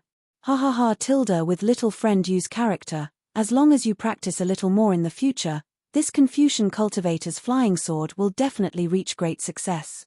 Old sir doesn't need to be too worried. Xiao Hua laughed heartily when he heard this and looked at Yu Zhongquan with interest. Although Yu Zhongquan wasn't a ranger right now and didn't even have the means of a ranger, he was able to pull out a sword at a critical moment. Others could call him stupid or rash, but Xiao Hua just happened to like this kind of righteous person. For this kind of person who would rather throw away his life for his own ideals, how bad could his character be? Hearing Xiao Hua mention the Confucian cultivator's flying sword, seventh uncle sneered and said without any trace of politeness, "Daoist priest must also have some magical powers, but do you know what the real magical powers of us Confucian cultivators are? It's not those people who hold a treasure sword, nor are it those swordsmen who step on a flying sword and spit out a flying sword to take a person's head from 1,000 miles away. It's those great scholars who set the universe with a single word and soar to the 9 heavens. My Yu family's little Gongzi didn't walk on the righteous path of Confucian cultivators, but why did he walk on the path of flying sword?" "Oh." Xiao Hua raised his eyebrows and said curiously, "I can understand a single word and soar to the 9 heavens, But what about setting the universe with a single word? -11. Chapter 3246. TMPH. The world is deteriorating day by day, and people's hearts are no longer what they used to be. People have always been opportunistic and eager for quick success. Seventh uncle snorted. Even Confucian cultivators can't help but be contaminated. They gave up on the great magical powers of their ancestors and only focused on weapons. The sharpness of weapons, the heart of people, and the skillfulness of power can hurt the heavens.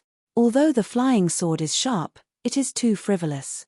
If people today are opportunistic, I won't take it. The reason why we Confucian cultivators are called Confucians is because we use words and literature as the foundation, qi and blood as the bones. This kind of magical power is the real magical power of Confucian cultivators. Xiao Hua was confused and asked curiously, could it be that reading words and literature can defeat the enemy? Why not?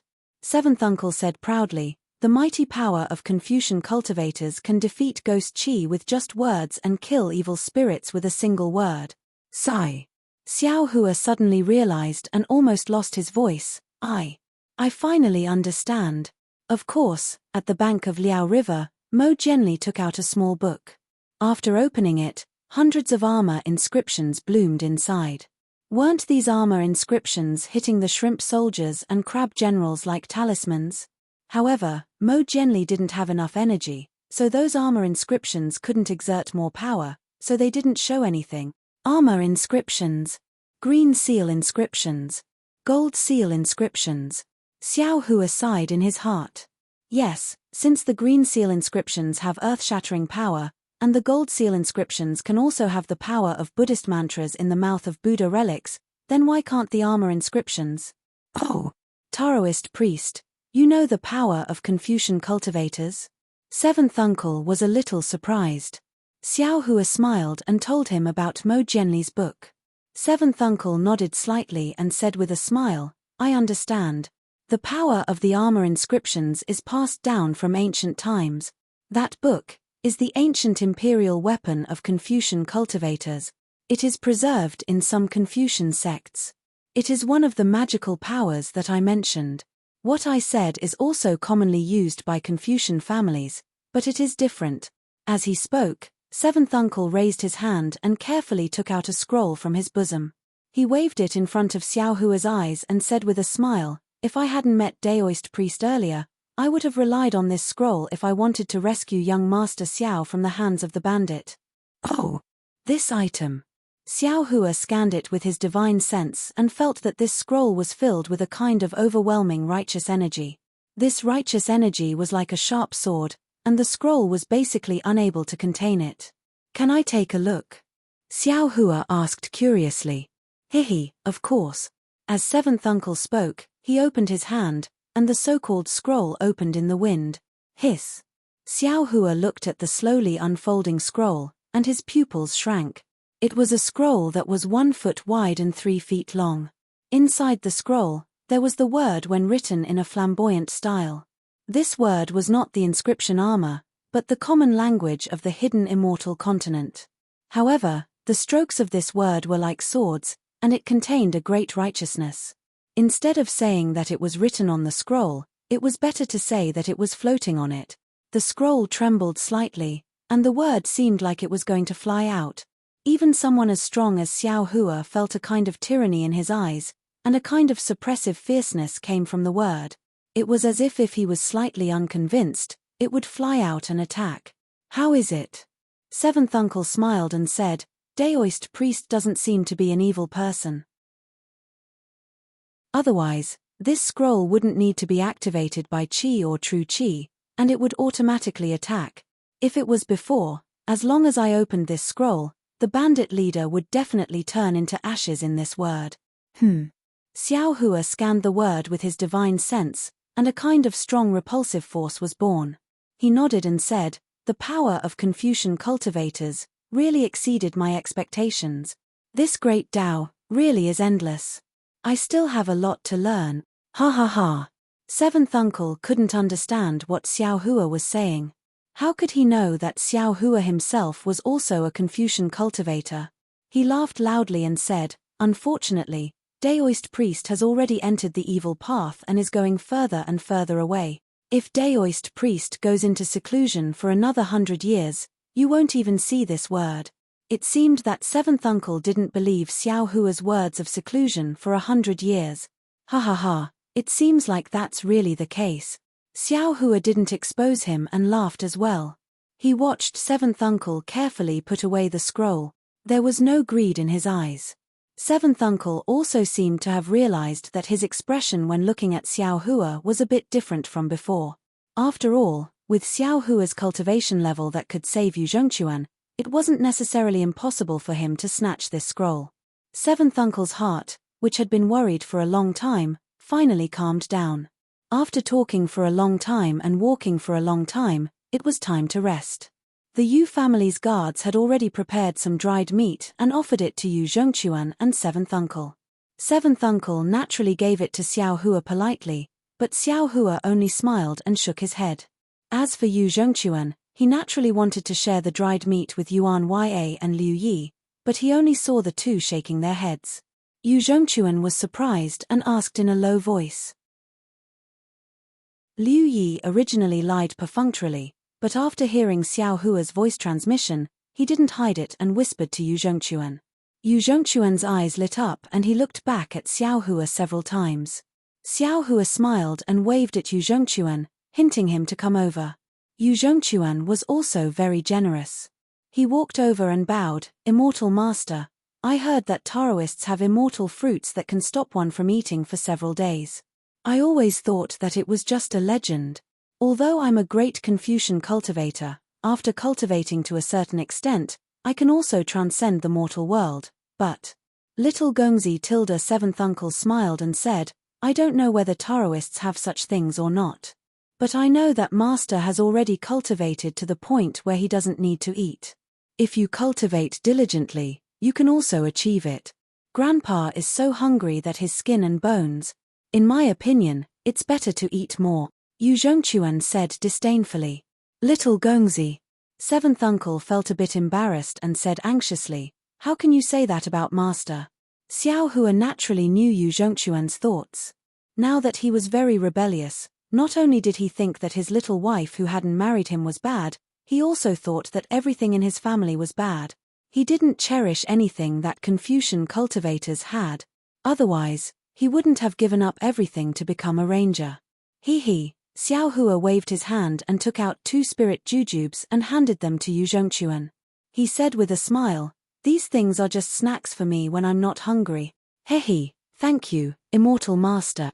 Yu Zhongquan took them and immediately put them to his mouth. He seemed to have heard Liu Yi say that he could only eat them in small bites. However, he didn't eat them yet. He immediately handed the other spirit jujube to seventh uncle and said, "Seventh uncle, can you taste it for me first and see if it's poisonous?" Seventh uncle was originally very dissatisfied with Yu Zhongquan calling Xiao Hua immortal master, but seeing Yu Zhongquan being so filial, the dissatisfaction in his heart had already dissipated. He hurriedly waved his hand and said, "Little Gongzi, if you like it, you can eat it yourself." "Don't!" Yu Zhongquan shouted, "You came to protect me. If I accidentally take poison, how will you explain it to your family? You should eat it first." Okay. Seventh uncle's eyes were a little moist. He took the spirit jujube and was about to put it into his mouth. "Seventh uncle." Xiao Hua looked at the warm scene and said with a smile, "If this spirit jujube doesn't have true qi, you can only eat it in small bites. You can use the Confucian cultivation method to refine this spirit jujube. Of course, I don't know if it's possible." This. Seventh uncle was stunned. He classified Xiao Hua as a swindler. Just now, he earnestly taught him for a long time. Who would have thought that at this time, he would actually take out a spirit jujube? Seventh uncle knew what a spirit jujube was, but the Yu family was a Confucian family, so they were somewhat repulsed by Taoism. He always felt that using a spirit jujube was a heretical method. How could he take this kind of thing? Yu Zhongquan certainly understood what seventh uncle was thinking. He didn't care about it. He picked up the spirit jujube and took a small bite. While savoring the fragrance of the spirit jujube, he also felt the impact of the spirit jujube in his body. Wow! After a moment, Yu Zhongquan extremely exaggeratedly shouted, "Seventh uncle, if you don't eat it, you will regret it. This is even more delicious than the dragon saliva pear of Green Lotus Mountain." Hee hee. Seventh uncle only smiled and said, "If that's the case, why don't you thank Daoist priest?" Yes, thank you Daoist priest," Yu Zhongquan hurriedly said. His eyes were still staring at Xiao Hua's sleeve. Looking at his greedy appearance, this was the temperament of a 14 or 15-year-old youth.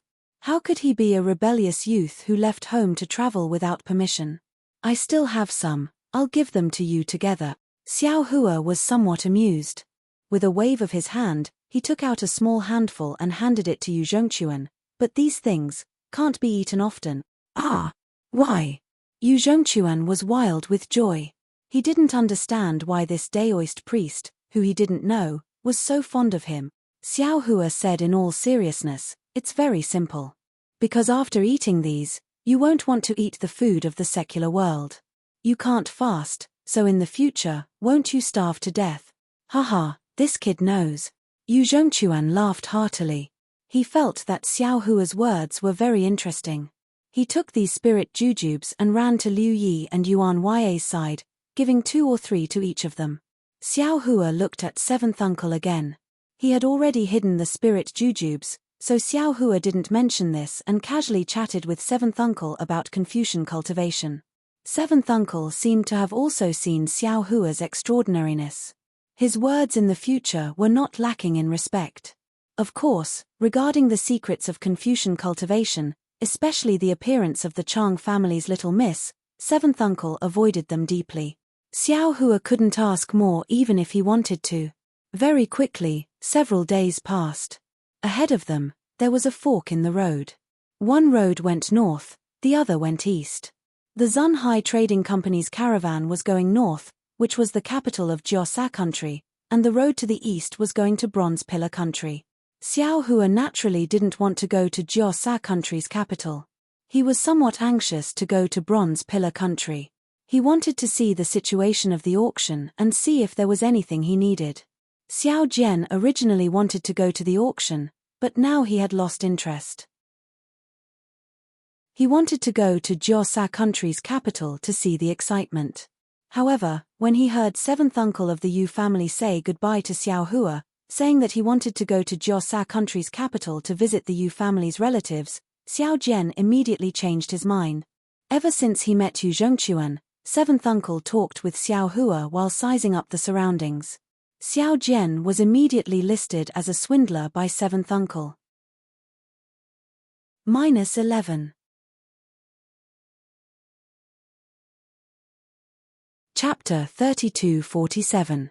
At first, seventh uncle was abnormally vigilant towards Xiao Hua, and he was even more aggressive towards Xiao Jian. However, after several encounters, Xiao Jian distanced himself from seventh uncle. Other than Yuan Ya, who would sometimes approach Xiao Jian to greet him, only Qi Jin would often strike up a conversation with Xiao Jian. In short, Xiao Jian was very lonely on this journey. It was as if he was walking on pins and needles. It was uncomfortable, as if there was a pair of eyes behind him that wanted to see through him. Now that he had the opportunity to get rid of these eyes, how could he not cherish it? After Xiao Hua and the others bid farewell to everyone, the one who was reluctant to part was Yu Zhongquan. Xiao Hua was really too good to him. Not only did he give him a lot of spirit jujubes, he even obtained a chant from Liu Yi for fasting. With Yu Zhongquan's intelligence, how could he not know that this was Xiao Hua's tacit approval? If Xiao Hua wasn't a Daoist cultivator, Yu Zhongquan would almost think that Xiao Hua wanted to take him as a disciple. Even the thought of Xiao Hua's little daughter growing up appeared in his mind. Looking at Yu Zhongquan and Liu Yi hugging each other as they bid farewell, Xiao Hua smiled. Since he met Yu Zhongquan again, would he let him slip away? It's just a family of Confucian cultivators. Once he recovered his cultivation, he didn't need to do anything else. As long as he gave Yu Zhongquan a pair of ranger wings, wouldn't Yu Zhongquan obediently follow him? Huang Yi, Huang Yi. Xiao Hua turned his head and looked at the depths of the sky. This Xiao doesn't know where you are, whether it's the Netherworld or Xiaoyu continent. This Xiao also doesn't know whether this Yu Zhongquan is the Yu Zhongquan you're talking about. However, this Xiao was able to meet him. This Xiao has benefited a lot from you. In the future, this karma will fall on him. If the 9 heavens were in the 9 heavens, Xiao Hua suddenly laughed.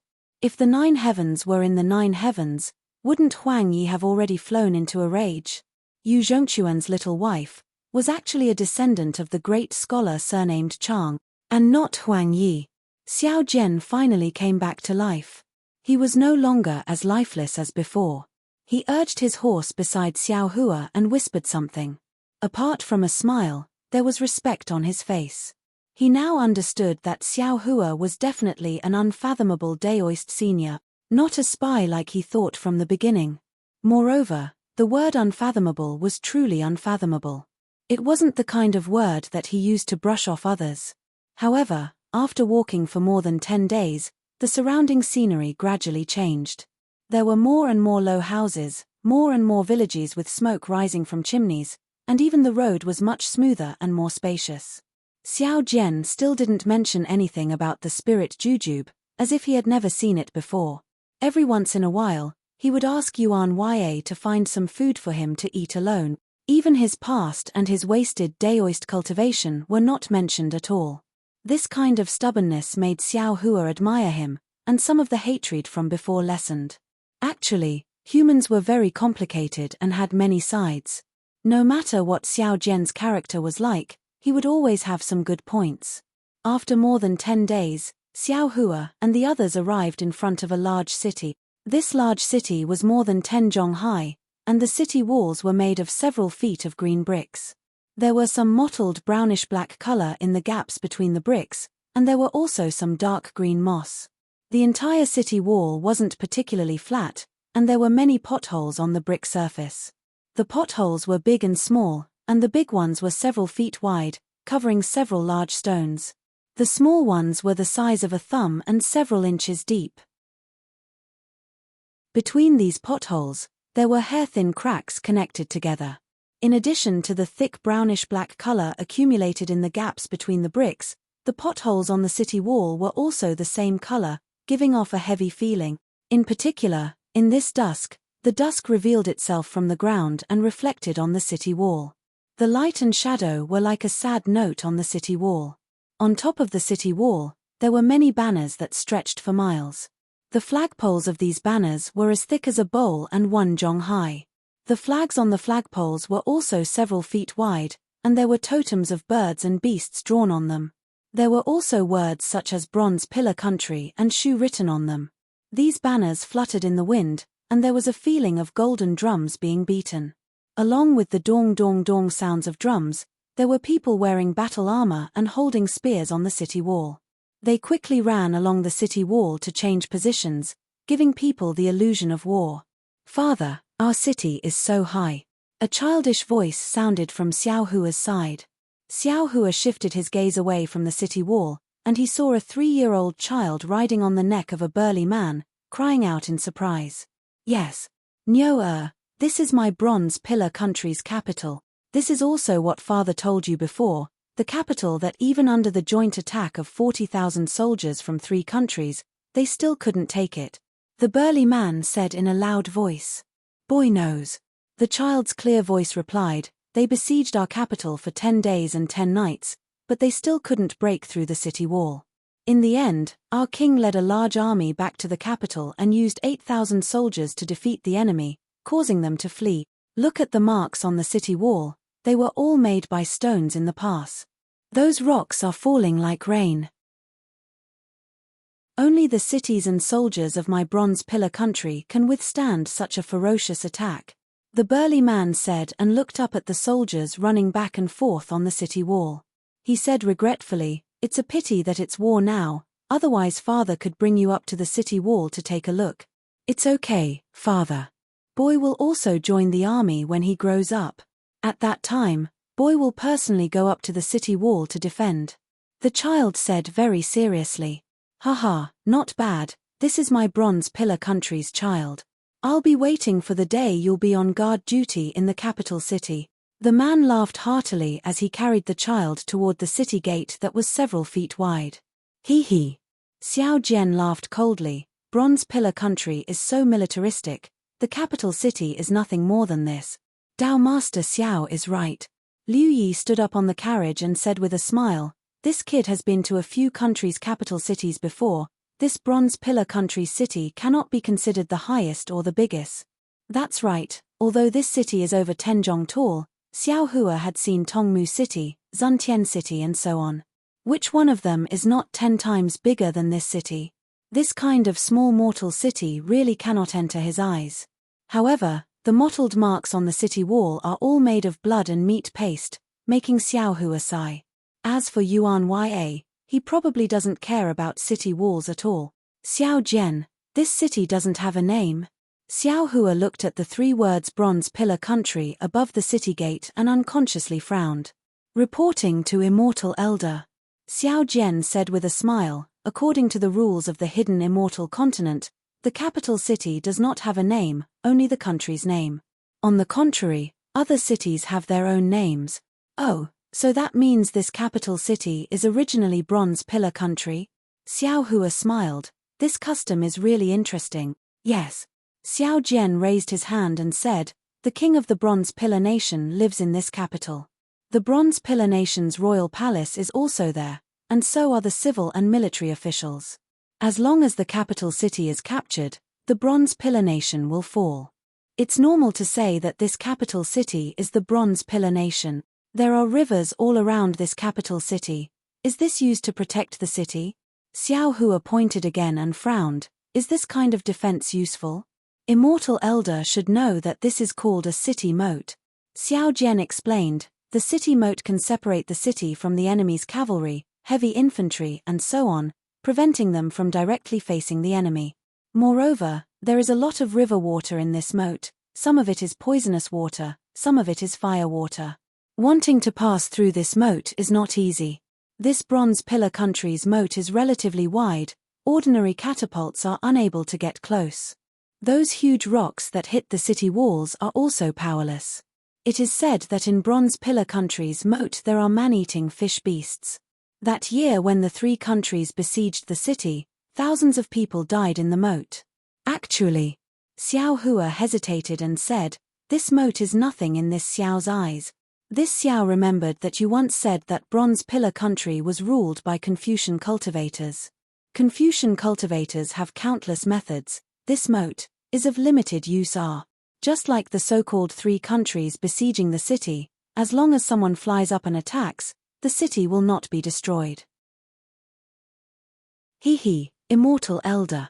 Xiao Jian laughed. This Bronze Pillar country is ruled by Confucian cultivator aristocratic families, but these aristocratic families are not necessarily in charge of this country. There are even other countries. The Confucian cultivator aristocratic families do not care about the wars between these countries. Moreover, even if the wars between different countries are fought, the ones to bear the brunt are the Confucian cultivator aristocratic families behind the scenes, not the city. As long as these Confucian cultivator aristocratic families have an agreement and compromise with each other, there will be no talk of attacking the city. Only when the Confucian cultivator aristocratic families are unable to coordinate will they attack the city. In fact, only when 2 Confucian cultivators are equal in strength will they start fighting.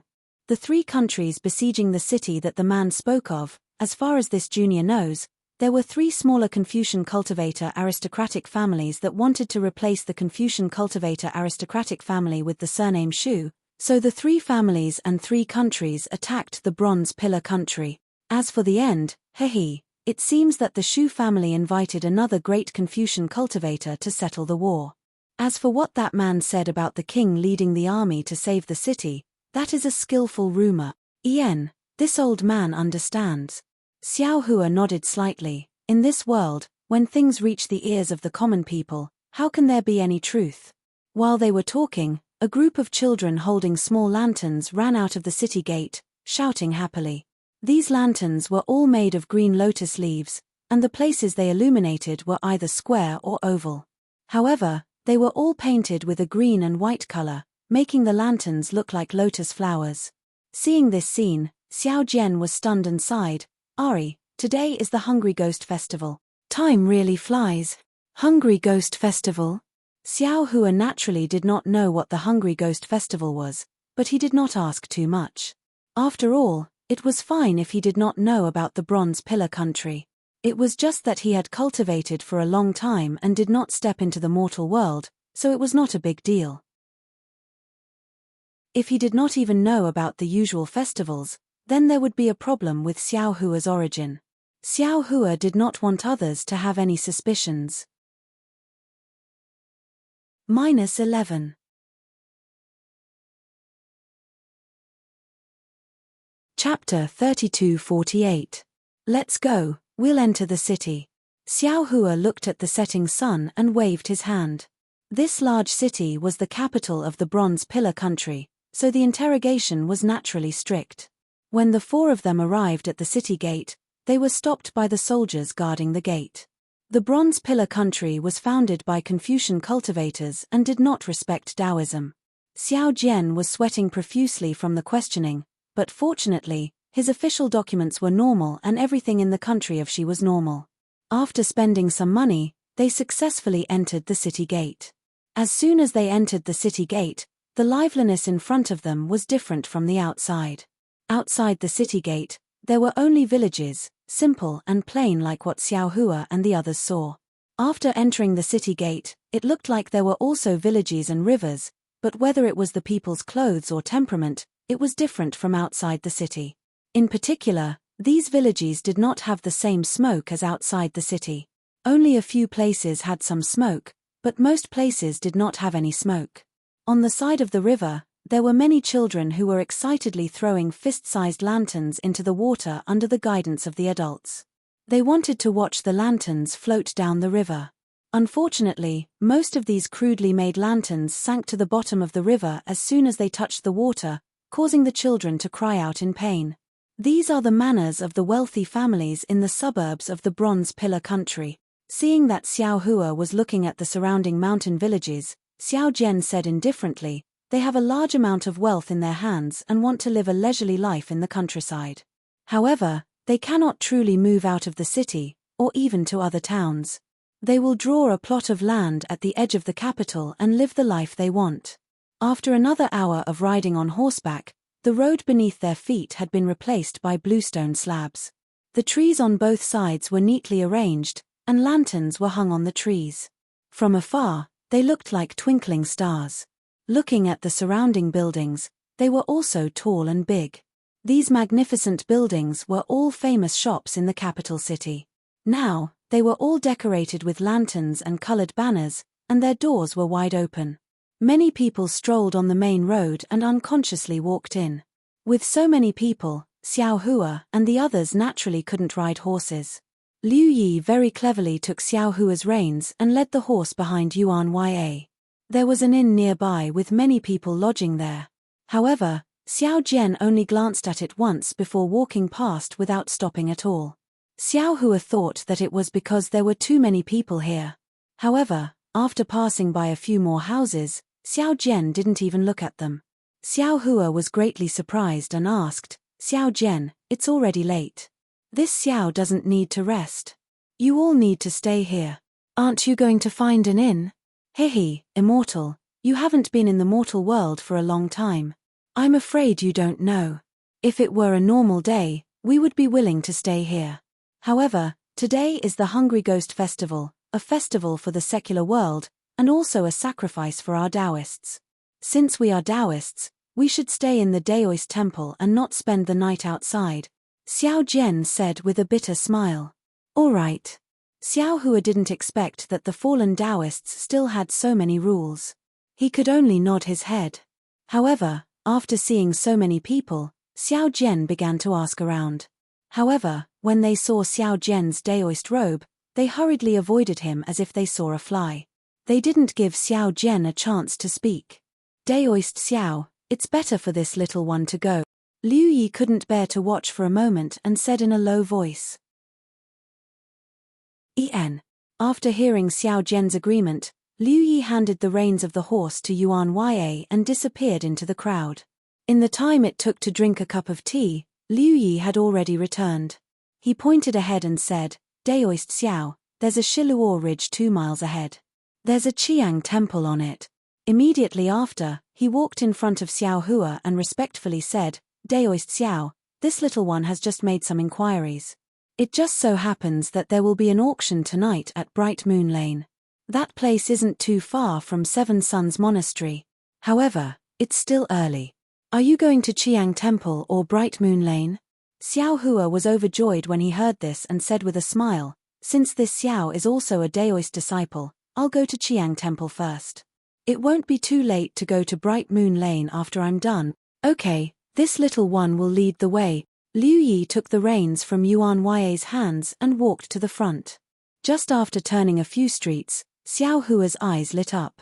Between the tall buildings, there was a huge garden.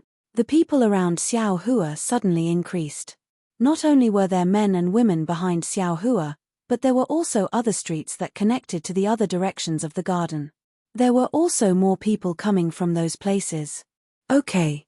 A burst of noise came from the crowd in front. Then, a 1-foot-long lotus flower lantern rose from the crowd.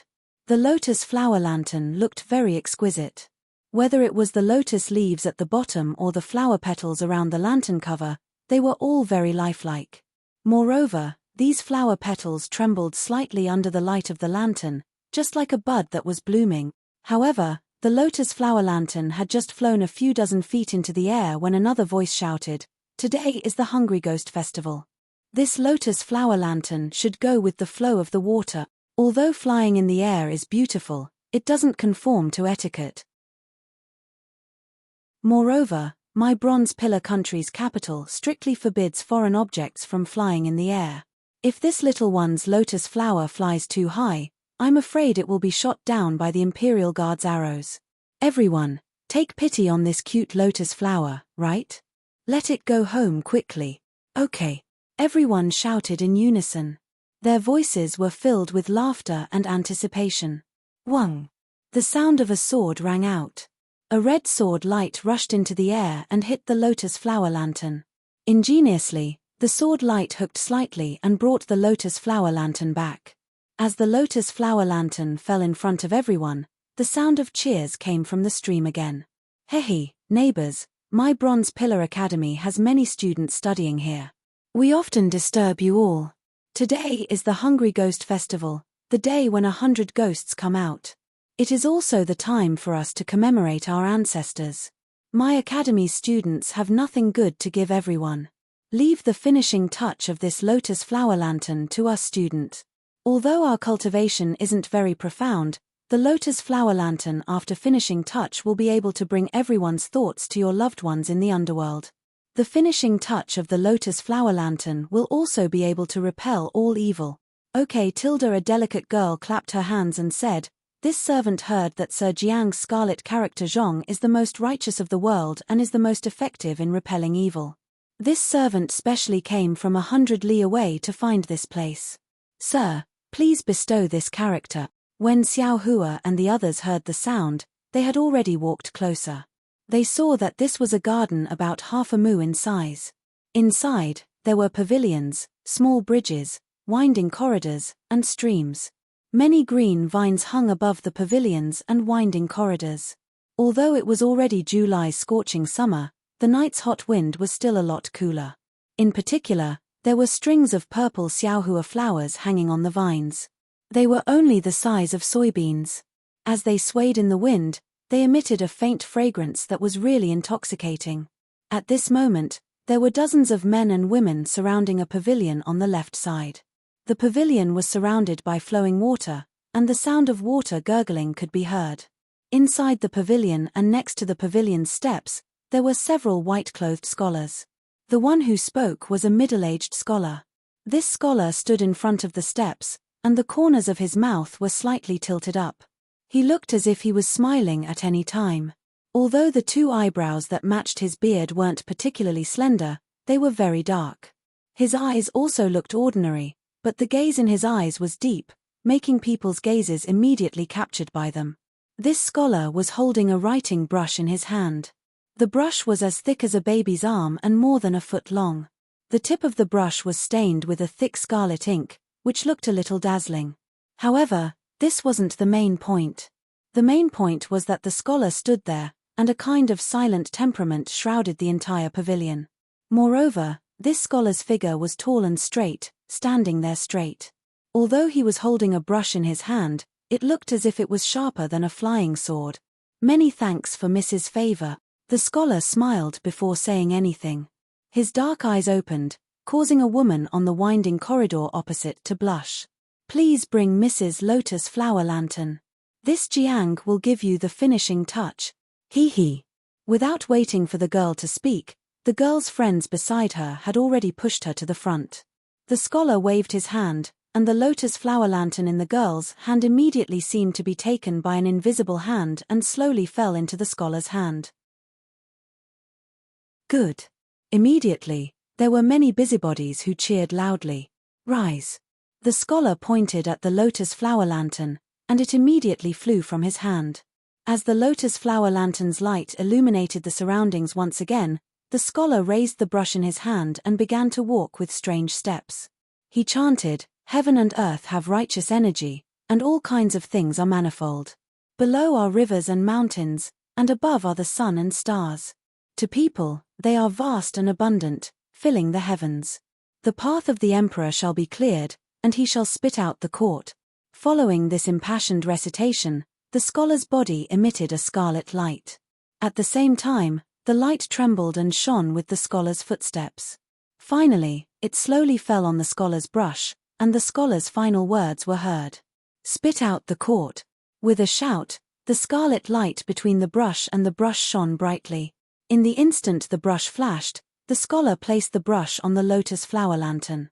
The light covered the lantern's light, and when the light disappeared, the lantern's light was revealed again. A scarlet Wen character appeared on the lotus flower lantern. The Wen character was like a golden hook, and every stroke was like a sharp sword. An unconcealable sword intent was emitted from this character. Good. The girl couldn't help but clap her hands and cheer. "Miss, please keep this lotus flower lantern well. If you miss your loved ones, can you personally place this lantern in the stream?" The scholar with the surname Jiang put away the brush and said with a smile, "When the gate to heaven and earth opens at midnight, the people you miss will definitely see it and will definitely visit you in your dream." -11.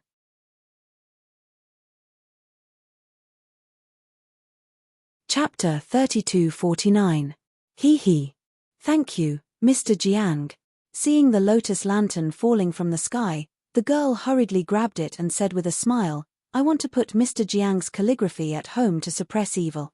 I can't bear to let it flow in the stream." The girl's emotions were clearly very rich, and her expression could be considered naked. However, Mr. Jiang smiled and cupped his hands. "No matter what, I hope Miss will have a wonderful Hungry Ghost Festival. Mr. Jiang, Mr. Jiang." For a moment, many men and women shouted, wanting Mr. Jiang to add the finishing touches to their lotus lanterns. "Ha ha ha. Thank you for your support. This Jiang is just an ordinary person in the academy. This Jiang has many martial brothers, and their cultivation is not inferior to this Jiang's. Everyone, don't worry." Mr. Jiang laughed and waved his hand. Many lotus lanterns flew out from everyone's hands and landed near the pavilion. Not only in front of Mr. Jiang, but also in front of the other student. Xiao Hua and the others were not too close to the pavilion, but when many lotus lanterns flew up, the bright light still illuminated them. Mr. Jiang's gaze was like lightning, sweeping past the four people. When he saw Xiao Jian's daoist robe, he unconsciously paused, and a strange expression flashed. However, this expression disappeared in a flash, and his gaze fell on the lotus lanterns again. The three principles are related to fate, and the Tao is the root. Yu 9 yang, Li also insufficient. Chu Ying crown, send the carriage to the north. Cauldron sweet as syrup, seek but cannot obtain. Inside the pavilion, the sonorous and powerful chanting voice came out word by word. Many students waved their ink brushes to add the finishing touches to the lotus lanterns. Xiao Hua and the others walked out from the pavilion. This garden was lively, but this liveliness belonged to the students, to the villagers, and not to them. Other than the pavilion closest to Xiao Hua, from time to time, there was soaring true energy blooming in other places of the garden, and even some gorgeous sword energy. In this kind of noisy night, this kind of righteous night, even if it was the Hungry Ghost Festival, even if it was the night of 100 ghosts, there was no need to be afraid of ghosts approaching, right? After leaving the garden, Xiao Hua and the others walked a few streets under Liu Yi's lead. The surroundings gradually quieted down. Although there were still some hanging lanterns, it was far less noisy than before. Moreover, these few streets already looked dilapidated and even a little desolate. The distance between the streets was getting longer and longer, and there was a river that wasn't particularly wide beside the street. However, the river was filled with stinky water, and the air was filled with a foul stench and a bunch of flies. A small bridge appeared in front of Xiao Hua's horse. Several beggars in ragged clothes were holding dirty basins in their hands as they quickly walked past Xiao Hua's horse. Xiao Hua smiled because he could already see that behind the small bridge, there was a desolate slope. There were a few dilapidated shacks on the left side, and the smelly gutter-like stream on the left side was precisely circling around this desolate slope and the shack. This must be Shiluo Ridge and Seven Suns Monastery, Xiao Hua thought in his heart. However, just as he was about to speak, he frowned again. With a sweep of his divine sense, he saw two black-clothed people about 100 feet away from him. They were quickly passing through a pile of ruins. They were using Qinggong to run into the distance. Oh! These people, could they be the local? Xiao Hua's divine sense only swept a little, but he didn't know why these people had aroused his vigilance. After thinking for a moment, he asked, Liu Yi, is there any organization similar to the Cloak Gang in the Copper Pillar country? There is. Liu Yi replied without hesitation. Black Wind Sect. Oh! Isn't this the capital of the Copper Pillar country? How can such evil people exist? Xiao Hua withdrew his divine sense and asked curiously. Without waiting for Liu Yi to speak, Xiao Jian coldly said, Senior Immortal should know that since ancient times, officials and bandits have been one family. Not to mention the borders, they exist in any country's capital. Xiao Hua nodded slightly and pointed with his finger. Let's go. After crossing this bridge, Seven Suns Monastery will be in front. Clatter, clatter. The monotonous sound of horse hooves echoed in the quiet street. At the side of the lively Copper Pillar Academy, in the garden that Xiao Hua had just walked through, there was a slightly dark place. Teacher Jiang, with sweat on his forehead, was sitting there drinking tea and resting. With a su sound of a flying sword, an inch-long flying sword landed in front of Teacher Jiang's eyes. Teacher Jiang frowned and looked left and right. With a clap of his hand, the flying sword turned into a small paper sword and stopped in his hand. When Teacher Jiang opened the paper and saw what was inside, his expression didn't change. A sword light appeared in his hand and shredded the paper. Then, he stood up and said indifferently, 100 Ghosts Parade, 100 Ghosts Parade. Hearing that the Seven Suns Monastery was right in front of him, Xiao Jian patted the horse beneath him. The horse quickened its pace and climbed onto the small bridge that wasn't too tall. At this moment, the full moon in the sky had yet to rise and the small bridge was a little blurry in the night. When Xiao Jian climbed onto the bridge, he realized that the other side of the small bridge was very low-lying. It was a vast expanse of darkness and there were occasional flickers of light. It was completely different from what he had seen before. Let's go there. Xiao Hua pointed at the left side of the bridge. There was a dim yellow light there, but it wasn't obvious. Ari, all the Daoist temples in the world are one family. Xiao Jian sighed. Although the capital of Copper Pillar Nation is prosperous, Seven Suns Monastery and Longevity Town's Jiangchao Monastery are no different.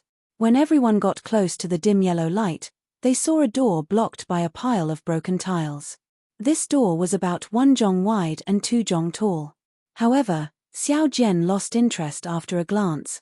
There was no other reason, other than the fact that it was several times bigger than the Jiangchao Monastery's door. The entire Seven Suns Monastery's door looked as though someone had moved the entire Jiangchao Monastery's door over. The paint on the door was dry, like the scales of a river fish that had been scraped off. Some fell off, some hung there. Even the door that was open was like the Jiang Chao Monastery's door. It was slanted and looked as though it was about to fall off the axle. Of course, on the two sides of the door, there were two big red lanterns with holes in them. On the door, although it was very clean, the words Seven Suns Monastery were still blurry. This told Xiao Jian that he wasn't dreaming of Longevity Town. Slow down, slow down.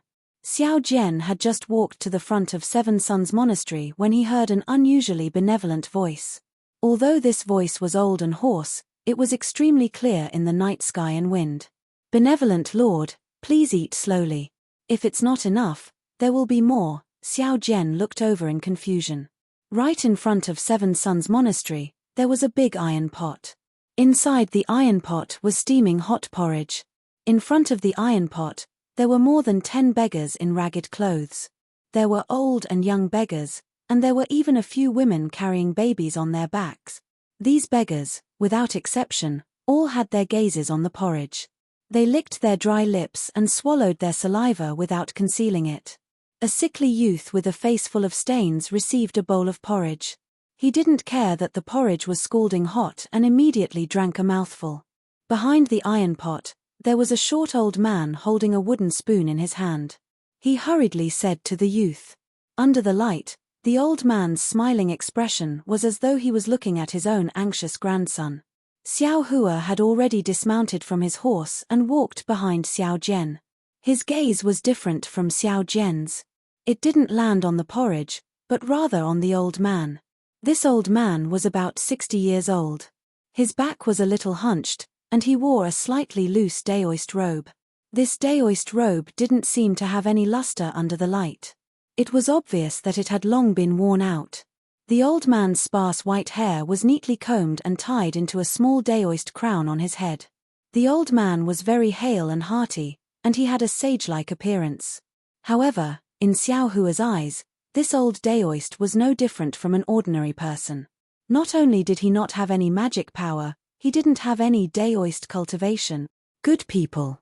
The old daoist's gaze moved away from the youth and he said apologetically, "This porridge has just been cooked. Originally, I wanted to wait for it to cool down before taking it out. However, I was afraid that you would be hungry and wait for a long time, so I hurriedly took it out. Everyone, after serving it, let it cool down a little before eating. Today is the Hungry Ghost Festival. I don't have much food, but I still have this porridge. It will definitely be enough." "Thank you, daoist," these beggars said weakly. It was obvious that they were really hungry. Some of them had already heard the sound of Xiao Jian's horse hooves and raised their eyes to look at Xiao Jian's group. The old daoist's ears didn't seem to be working well. He didn't hear the sound of horse hooves and continued to use the spoon to scoop up a spoonful of porridge from the iron pot. His arm was trembling as he poured the porridge into the broken bowl of another beggar who had already stretched out his arm. Oh? When Xiao Jian jumped down from his horse, his figure flashed past the old daoist's eyes. Only then did the old daoist realize that someone was approaching. Turning his head, he saw Xiao Jian's daoist robe. Joy flashed across the old daoist's eyes as he called out, "Immeasurable daoist, fellow daoist is here? I am Xiao Jian. Greetings, senior." Xiao Jian placed a palm in front of his chest and bowed respectfully. "I don't dare. This old daoist, Dao Shan, is only a few years older than you. I can't be considered a senior." The old daoist didn't put down the spoon in his hand and returned the greeting with one hand. "Fellow daoist Xiao, please wait for a moment. Once this old daoist has given the porridge to these good people, I will invite fellow daoist into the temple for a chat. Senior Dao Shan, please go ahead first." Xiao Jian looked at the door behind the old daoist in bewilderment. He didn't understand. This Seven Suns temple's door was so big, shouldn't it have some disciples? Could it be that this Dao Shan was even worse off than him? He didn't even have a disciple. The old daoist naturally saw Xiao Hua and the others behind Xiao Jian. However, seeing that they were all young, he thought that they were Xiao Jian's disciples. He smiled kindly and scooped porridge for the beggars. However, after a short while, the old daoist's arm trembled even more violently. -11.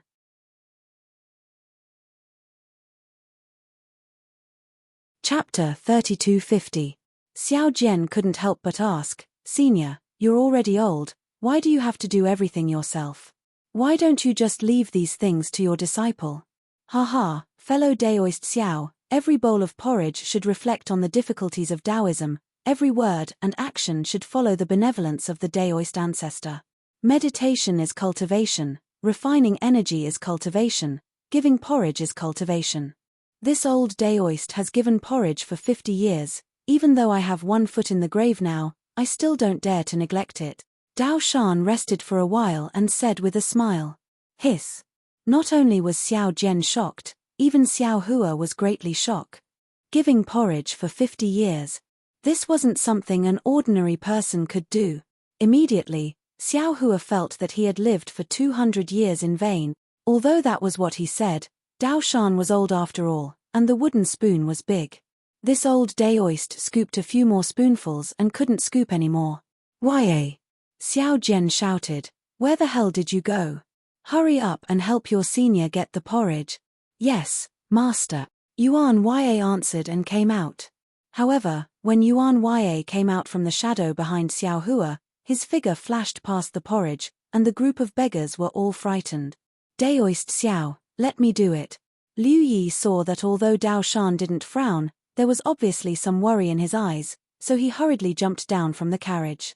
Liu Yi's mouth was sweet, he walked in front of Dao Shan and bowed respectfully. Grandpa Dao, you've been doing good all your life, and this kindness must be passed down.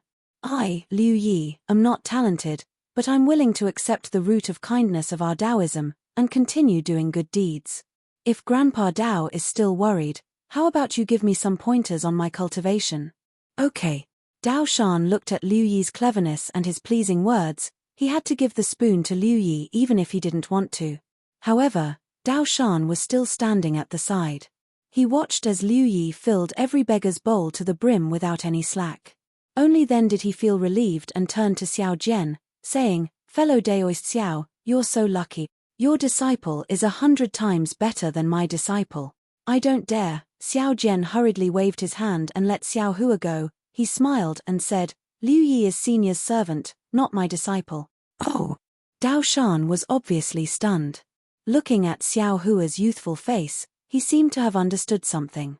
He hurriedly tidied up his Daoist robe and bowed respectfully. I, Dao Shan, greet senior. How could Xiao Hua bear to let this benevolent old Daoist bow to him? With a wave of his hand, the old Daoist was unable to bow down. Xiao Hua rushed to bow first and said, I, Xiao Hua, greet great master Dao Shan. Dao Shan was unable to kneel down, and he knew that Xiao Hua had an extraordinary background. His eyes flashed with surprise, and then he smiled bitterly. I don't practice Taoism, I only read Taoism scriptures. I'm not good at soliciting alms, I only know how to give alms. I've never practiced Taoism, so how can I be called a master? Grandmaster, you're wrong. Xiao Hua said with a smile, there are countless paths of cultivation, and none of them are smooth. The great master prioritizes kindness. His actions are like a drop of water. For nearly 60 years, he has benefited all living beings. Although I have done good deeds before, if I am as persistent as Grandmaster, I can't. If Grandmaster can't be called a Grandmaster, then who can? If Grandmaster isn't a Grandmaster, then there are no Grandmasters in this hidden immortal continent. Senior. Dao Shan was still modest. I entered Taoism when I was young, and I have always admired people like you who have remarkable Taoism skills. However, I have never had such an opportunity in my life. Therefore, I used such a meager method to do my best for Taoism. This is really not worth mentioning in front of Senior. Senior's words make me ashamed. Call me fellow Daoist. Xiao Hua said with a smile. He really didn't want to be called senior by such an old man. After all, the old man had reached the end of his life. Although he was old, he was still in his prime. Yes, fellow Daoist Xiao. Dao Shan was very happy. However, when he spoke, he realized something. So you two fellow Daoists are from the same family. Fellow Daoist, you're wrong. Xiao Hua shook his head. I only met Daoist Xiao by chance. All Taoism in the world is from the same family. Meeting each other is fate, Dao Shan said with a smile. Then, he looked at the many beggars who were slowly rushing over from afar. The smile on his face disappeared. Sigh, this year, Bronze Pillar Nation is expanding its army. The number of beggars in the country is increasing. Gugu. Xiao Jian's stomach actually started to growl. Although the old Daoist's ears weren't very good, he was really close to Xiao Jian. Xiao Jian's thunderous growl immediately made him understand. Hehe, I am really happy to see fellow Daoist. Sorry for the lack of manners. Dao Shan smiled and said, fellow Daoists, please wait for a moment. I will call my disciples out to welcome you. Don't. Xiao Hua saw Dao Shan's neat clothes and knew that the old Daoist was very particular about it. He didn't know what kind of etiquette Dao Shan had, so he hurriedly stopped him. However, Dao Shan waved his hand and said, Confucian cultivators have always been about etiquette. They use etiquette to govern the country. Although Taoism doesn't have too many complicated etiquettes, fellow Daoist came from afar. My Seven Sons Temple has to treat you seriously. If Confucian cultivators were to see this, they would definitely mock my Taoism. Xiao Hua wanted to say more, but Xiao Jian smiled and said, Senior Dao Shan's Seven Sons Temple is a real Taoist temple. If you don't let him welcome Senior in, I'm afraid you will lose face for my Taoism. It won't look good if word gets out. All right. Xiao Hua was curious. He didn't understand why a Taoist temple needed to welcome him. After the time it took to brew a cup of tea, the iron pot in front of Seven Sons Temple was already empty. However, there were still many skinny and sallow beggars in front of the iron pot. These beggars saw that the porridge was gone and left in disappointment. However, there were still some who looked at it and stubbornly stayed in front of the iron pot. Daoist. Looking at the empty door, Liu Yi said softly, Are we letting these people leave? Xiao Hua smiled and said, Let them wait first. Once we enter, we will let Master Dao Shan cook the porridge. Yes, Liu Yi said softly. Those beggars were all overjoyed and obediently waited there. Just as they were talking, a string of music came from the Seven Sons Temple.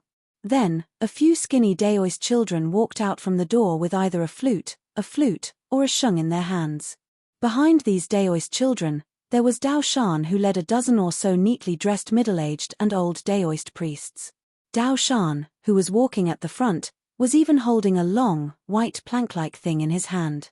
Xiao Hua wanted to ask Xiao Jian, but Xiao Jian's face had already turned solemn. He quickly walked to the door of Seven Sons Temple and stood straight with his hands in his Daoist robe. He lowered his head and looked at the ground. Seeing this, Xiao Hua didn't dare to be negligent. He quickly walked to Xiao Jian's side and stood still. Seeing Xiao Hua come, Xiao Jian hurriedly took half a step back to show the difference. Liu Yi was quick-witted. He hurriedly pulled Yuan Ya, who was stunned at the side, and stood beside Xiao Hua while Xiao Jian was behind him. He let Yuan Ya stand beside him so that he was facing Xiao Jian. Dao Shan and the others walked in front of Xiao Hua. They didn't say anything until the song ended. Only then did they say, I, Dao Shan of Seven Sons Temple welcome Senior Xiao Hua and fellow Daoist Xiao Jian to my Seven Sons Temple. Following these words, Dao Shan raised the plank and bowed respectfully. Disciples welcome Senior Xiao. Even though they saw that Xiao Hua was very young, many Daoist priests still bowed respectfully. Xiao Hua and the others also returned the bow. Although Xiao Hua didn't know the specific etiquette, he still raised his hand and the dozen or so people were lifted up by him. Everyone was shocked. Senior Xiao, please enter the temple to pay respects to the Daoist ancestor. Dao Shan's expression didn't change. He said word by word and turned around. Yes, Master, please, Xiao Hua replied and walked towards Dao Shan. When Xiao Hua's figure passed by Dao Shan also walked forward and accompanied Xiao Hua into the temple. Seven Sons Temple wasn't small. After entering the temple, they saw a rather large courtyard. There were 2 rows of rooms on the east and west. Opposite them was a very imposing hall. Although these rooms were old, Their scale was far from what tidal river temple could compare to. In particular, there were 2 side doors on both sides of the hall that led directly to the back of the hall. Thinking of the scene he saw from the small bridge, Xiao Hua knew that there was a large place behind the hall even without Dao Shan's introduction. The hall was brightly lit. In addition to a few oil lamps in the hall, there were 3 arm-thick red candles burning brightly on the altar table. In addition to the red candles, there was also an incense burner on the altar table. A few incense sticks rose in spirals from the incense burner. On both sides of the incense burner, there were several plates. On the plates were some rice, noodles, grains, and so on. However, what puzzled Xiao Hua was that there was no statue of a Dao ancestor behind the altar table. Instead, there were several levels of shrine platforms. On the shrine platforms, there were small signs with some words written on them. In front of the signs, there were small celadon bowls. Pay respects to the Dao ancestor. When Xiao Hua walked to the center of the hall, Dao Shan shouted loudly. He was full of energy. How was he like a 60-year-old old man? Looking at the empty shrine platform and the signs, Xiao Hua didn't know whether to laugh or cry. He had already thought about this problem when he was in Dawn Rain Continent. Who was the Dao ancestor? Now that he was in Hidden Immortal Continent, this problem still hadn't been solved. He hadn't even paid respects to the Dao ancestor when he was in Dawn Rain Continent. Let the dead be respected. Xiao Hua imitated Xiao Jian and placed his hand inside his Daoist robe. He raised his hand up to his forehead and then slowly bowed. Only when his forehead was at the same level as the altar did he stop. Then he bowed 2 more times, making a total of 3 bows. Respect to your teacher. When Xiao Hua got up, Dao Shan shouted again. This time, the 3 bows were a bit higher than the previous 3 bows. Xiao Hua paid attention to Xiao Jian's actions and followed step by step. Greetings, fellow Daoist. Dao Shan shouted and turned around. He held the board that had already turned yellow in his hand and led his disciple to greet Xiao Hua. Xiao Hua now understood that this board that had turned yellow was actually carved out of jade. -11.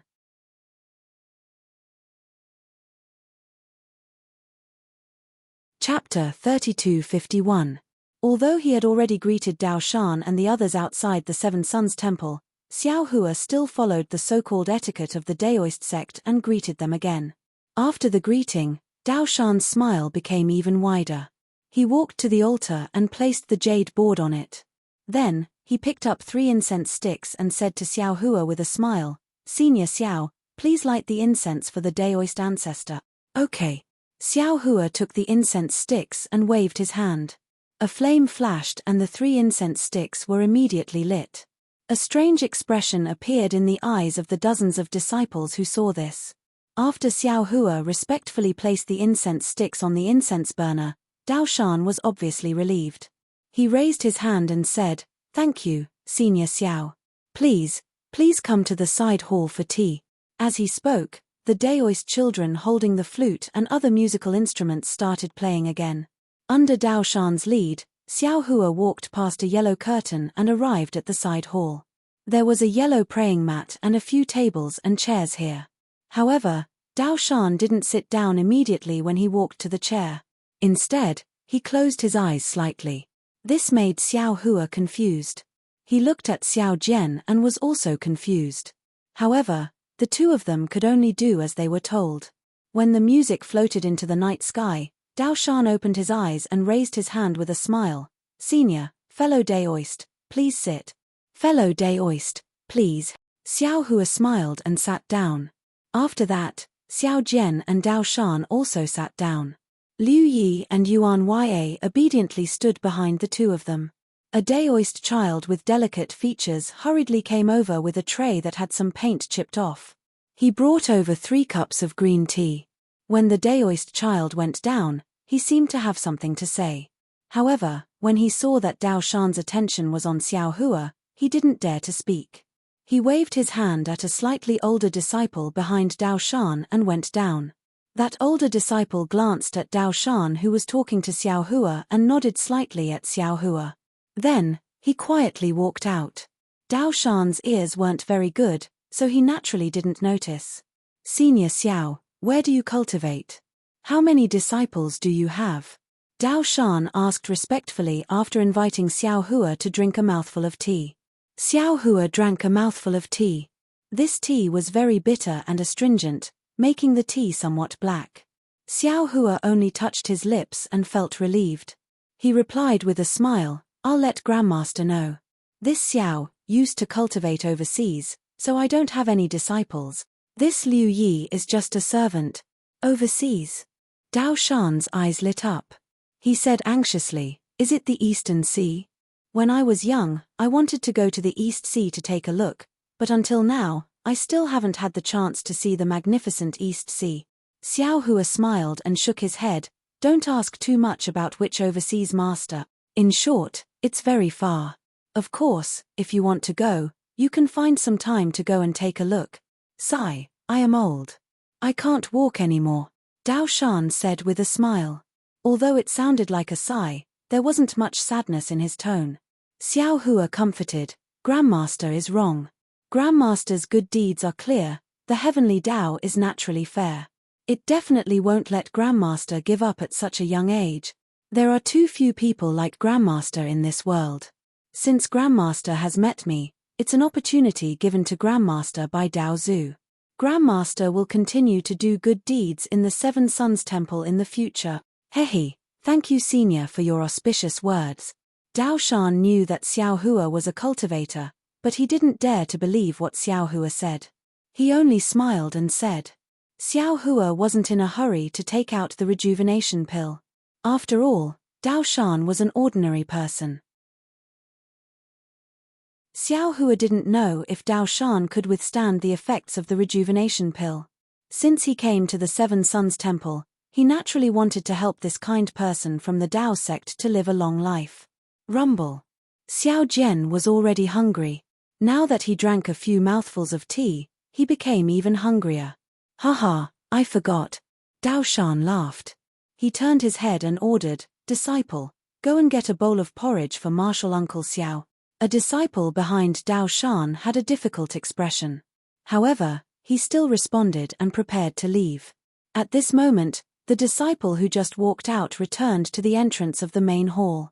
When he heard Dao Shan's order, he hurriedly walked to Dao Shan's side and whispered a few words. Oh! Dao Shan frowned and a trace of awkwardness appeared on his face. He then smiled and said to Xiao Jian, Fellow Daoist Xiao, you must be joking. I have already finished the porridge. Moreover, today is the Hungry Ghost Festival. This old Daoist wants to let the benevolent masters around me eat more, so I cooked all the food in the temple into plain porridge. Now that there is no food in the temple, this old Daoist will ask my disciples to pick some vegetables from the backyard. Fellow Daoist, you can cook some. Tomorrow morning, this old Daoist's disciples will sell the vegetables in the market and buy some food. Xiao Hua, who was at the side, heard everything clearly. He smiled and said, Master, you don't have to be so polite. There is no need to persuade the kind people outside to leave. Previously, you were the one who gave the porridge. Now, it is time for me to give the porridge. Master, please let your disciple send me to the place where we store the food. Oh! Senior Xiao, this is... Dao Shan didn't understand. Obviously, he didn't understand the Dao sect spells. Senior, Immortal Xiao is a famous cultivator in our Dao sect. He has the ability to transform beings into soldiers and move mountains and seas. You only need to bring Immortal Xiao there. Xiao Jian said with a smile. Dao Shan naturally wouldn't let his disciple bring Xiao Hua there. He personally brought Xiao Hua to the main hall and walked through a few deserted courtyards. Finally, they arrived in front of a small courtyard. Xiao Hua glanced at the wooden door on the left side of the courtyard. Outside the door, under the moonlight, there were a lot of vegetables. In this courtyard, there were two Taoists with strong hands and feet. They were washing the iron pot that they just brought back from outside the temple. Inside here. Dao Shan raised his hand and was about to speak. Xiao Hua shook his head and said, This place is too small. Is there a bigger place? Dao Shan was helpless. He pointed to a few houses opposite the courtyard and said, "This is where the winter vegetables are stored. It is empty now. Senior, do you really have a spell that can make something out of nothing? Seeing is believing. Hearing is false." Xiao Hua strode to the front of the few houses. He waved his hand a few times and said with a smile, "Master, take a look for yourself." "Oh." Dao Shan held a lantern in his hand as he walked shakily to the front of a house. Looking at the tightly packed food inside, tears almost flowed out of his eyes. Shanzai, this winter, my 7 sons' monastery will not starve to death again." Sweat. Xiao Hua couldn't help but sigh. It is only summer and old Daoist Dao Shan is already thinking of giving out porridge in winter. It seems like this kindness has already penetrated deep into old Daoist's bone marrow.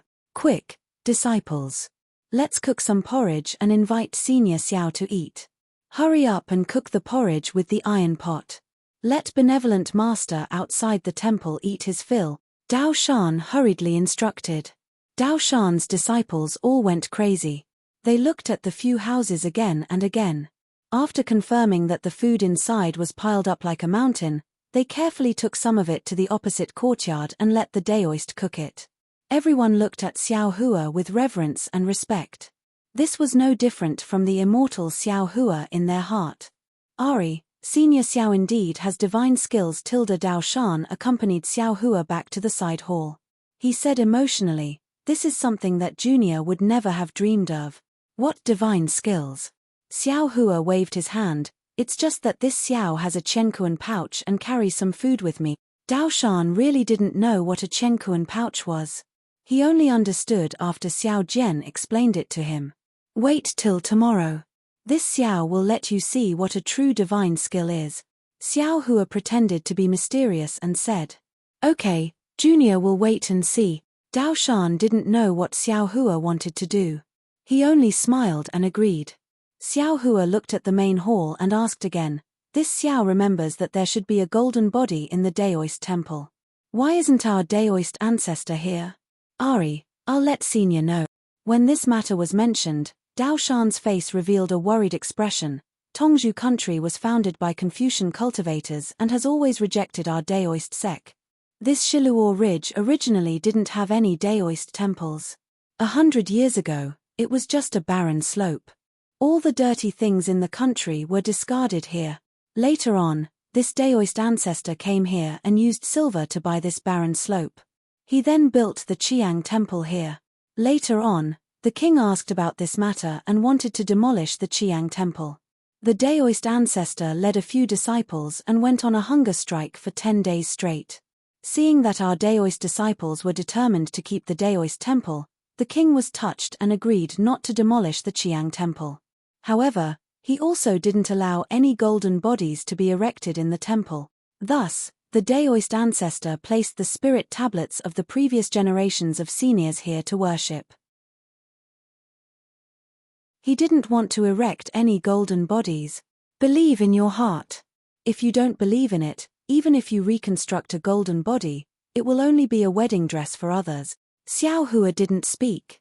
Instead, Xiao Jian spoke with sorrow. "That's right. If you believe in it, there will be a golden body of the Daoist ancestor everywhere." Dao Shan nodded. Later on, Master and this Daoist ancestor knew that the king didn't like Daoist sect. Thus, we kept a low profile and only did good deeds. Everything in the temple was personally built by this Daoist ancestor and his disciples. There is almost no charity in Tongzhou country. At this point, Dao Shan sighed again. Even so, the 7 Sons Temple is still a little difficult. Originally, no one paid attention to this barren slope. However, now that there are more people than land in the country and this place isn't far from the palace, many people's gazes fell on the 7 Sons Temple again. If not for the recent war between Tongzhou country and Jiang country, this Daoist ancestor wouldn't be so free here. As he spoke, a Daoist child served a few bowls of plain porridge. Xiao Hua naturally didn't need it. Instead, Yuan Ya and Liu Yi accompanied Xiao Jian to drink a few bowls. Out of Xiao Hua's expectations, Dao Shan also drank a bowl. So this Daoist ancestor who gave the porridge didn't eat his fill at night. After everyone finished eating, Xiao Hua glanced at Liu Yi and turned to Dao Shan, fellow Daoist. This Xiao will be staying at the Seven Suns Temple tonight. However, this Xiao still has some matters to attend to at Bright Moon Lane. Fellow Daoist, please rest first. This Xiao will pay you a visit tomorrow morning. Bright Moon Lane. Dao Shan heard and frowned. He hesitated for a moment and asked curiously, Senior, why are you going there? We are outsiders. We shouldn't go there. -11.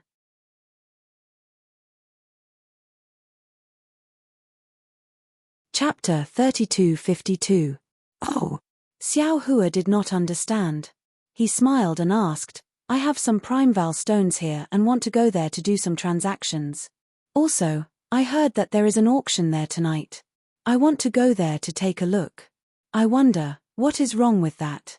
If that is the case, then I can be at ease. Dao Shan understood and nodded. He pointed with his finger and said, Fellow Daoist, don't be anxious. I will call my disciples over and let them go over. There is no need. Xiao Hua had already scanned the area with his divine sense. Other than a few Taoists who were swallowing their saliva behind Dao Shan, the rest of the Taoists were gathered in the courtyard, wolfing down the porridge. He finally understood why Dao Shan wanted to personally guard the beggars outside Seven Suns Temple. Thus, Xiao Hua hurriedly waved his hand and said, Liu Yi has already found out the location of Bright Moon Lane. I actually knew it with one look. Fellow Daoist need not worry. All right. How could Dao Shan not know what his disciple was like? He stood up and said, I will send Senior out. Haha, fellow Daoist, just let your disciples watch over my horses. Xiao Hua waved his hand and quickly walked out with Liu Yi.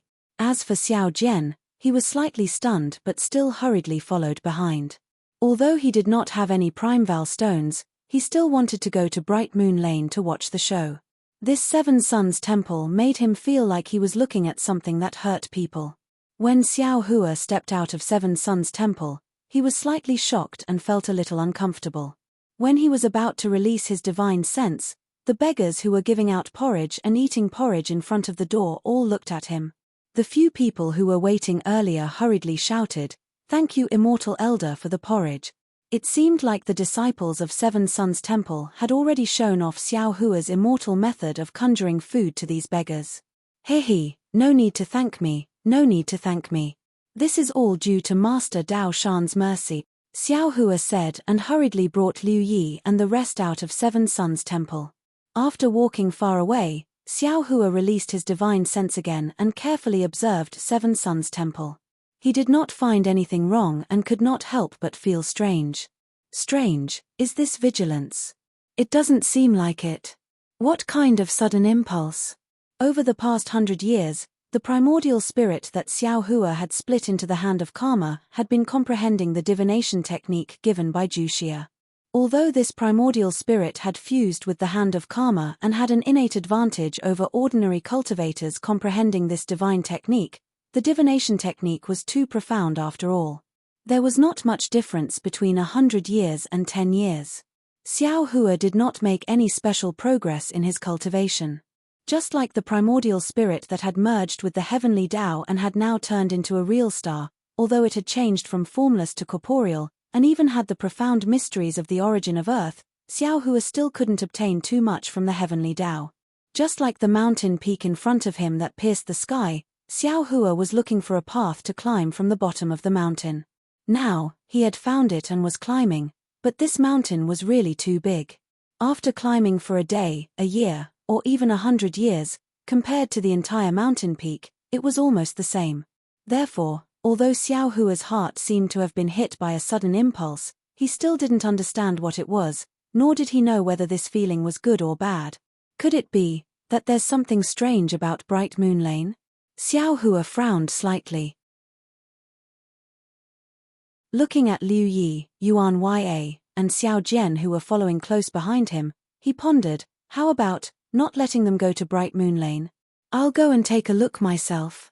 But looking at Liu Yi and the others' excited expressions, as if they were also looking forward to the auction, Xiao Hua gave up on the idea.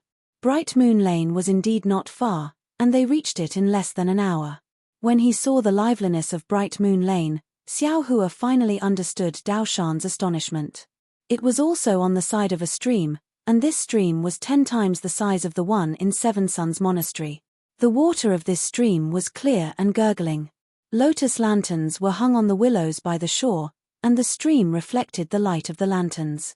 What was special was that there were many different kinds of pleasure boats on the stream. Some had canopies, some didn't, and all of them were hung with lotus lanterns, leisurely drifting on the stream. Not to mention the dancers on the pleasure boats playing the pipa, not to mention the women playing the zither outside the pleasure boats, not to mention the white-robed scholar standing at the bow of the pleasure boats reciting poetry. Just these pleasure boats and lanterns were a beautiful scene that was completely different from the desolate Seven Suns Monastery. Similarly, there was a small bridge that spanned across the stream. Xiao Hua and the others walked to the head of the bridge, and saw a small boat that looked like a fallen leaf flowing under the bridge. They heard the sound of a zither that was even more tinkling than the flowing water, and then smelled the thick fragrance of cosmetics mixed with the faint fragrance of the night sky. The cosmetics came from the dancers who lived in the night, and the fragrance came from the blooming flowers among the green leaves that flowed like a stream. Many of them sighed with emotion. They were all living the same life, but some chose to be drunk, some chose to be pure, some endured starvation for the sake of beggars, and some spent a fortune for the sake of a beauty's smile. However, what made them sigh with emotion was not only that. When they stood at the head of the bridge, there was a huge archway in front of them. It was at least 10 feet tall, and this archway was extremely luxurious. Although they couldn't see clearly what material it was made of in the night, just by looking at the archway itself, they could see that it didn't have any lanterns. Instead, it emitted a faint light under the surrounding lanterns, and this light emitted different colors from different parts of the archway. Even the 3 large words Bright Moon Lane on the archway was simply a rainbow color. This rainbow color was different from the usual brilliance of magic treasures that Xiao Hua had seen before. This rainbow color had a kind of domineering, a kind of dazzling feeling, and gave people an indescribable impulse when they saw it. Behind this archway, there was a narrow street that was several feet wide. On both sides of the street were 3-story buildings, and all of them were brightly lit, with the sounds of orioles and swallows dancing. Moreover, looking further, there were several crisscrossing streets, and countless rows of small buildings. Not to mention the incomparable ostentatiousness of this Bright Moon Lane in the night sky, even the lights of the Bright Moon Lane that were comparable to the natural bright moon reflected in the night sky only made this corner of the Copper Pillar country a nightless place. Xiao Hua and the others stood quietly at the head of the bridge. The spacious bridge was once again filled with people weaving together. Some were walking out of the Bright Moon Lane with drunken smiles, some were hugging beauties, and even more were like Xiao Hua and the others, entering the Bright Moon Lane from the side of the river. In their eyes, they didn't care about the outer appearance of the Bright Moon Lane, they only cared about the inner meaning of the Bright Moon Lane. Let's go and take a look. Xiao Hua used his divine sense to scan the place. There were quite a few places that were unbearable, but Xiao Hua was too lazy to continue looking. After giving an order, he walked down from the bridge. Ayo, these Taoist masters. How about coming to our top floor to take a look? Just as they walked down from the bridge, a woman with heavy makeup who had been staring at them for a long time already pounced over. She wanted to grab Xiao Hua, who was in front of her, and opened her mouth wide with a smile. The girls in our building love handsome men the most. With a glance, I can tell that this Taoist master and the others are not ordinary. They will definitely be considerate to you. Xiao Hua's face didn't have any expression, as if he didn't see or hear anything. His gaze was very clear as he looked forward. As for the hand that the woman used to grab Xiao Hua's sleeve, she simply couldn't touch Xiao Hua's Taoist robe. A seemingly invisible barrier separated the two, as if the two were not in the same world. This Taoist master. That woman couldn't grab Xiao Hua, so she didn't hesitate at all. She stretched out her hand to grab Xiao Jian, and said respectfully, "Your appearance is comparable to Pan En's. You are the one that my family's girls love. Come, come, come, this servant will introduce you to the #1 courtesan of the Bright Moon Lane." Xiao Jian, who usually looked a bit wretched, coldly looked at that woman. He touched his chest and said coldly, This Taoist master only has 2 copper coins here. Can the big sister of the top floor see this Taoist master? Xiao Jian's voice wasn't soft, and the smile on that woman's face slightly stiffened. She immediately threw him a coquettish glance and said with a very charming smile, "This Taoist master is joking with this servant. There are more than 1 Taoist masters and Buddhist masters who come to my top floor. You unworldly experts are the most generous." Last month, there was even a Buddhist master who redeemed the top floor's girl named Cheng Maimai. How is it possible that you only have 2 big coins? Girl, have you ever seen a brothel without a purse? Xiao Jian looked at that woman with contempt and patted his own waist. Hihi, this Taoist master is actually joking with this servant. That woman's expression didn't change. She threw him a coquettish glance and twisted her slightly fat waist. "I'm ignoring you." As she spoke, she very naturally left Liu Yi and Yuan Ya and went to welcome the young master in embroidered clothes who came after her. "Brother Taoist, pale-faced young master, dearest grandpa Taoist." A series of coquettish complaints made Xiao Hua feel disgusted. He had no choice but to close his ears and calmly walk past the many women.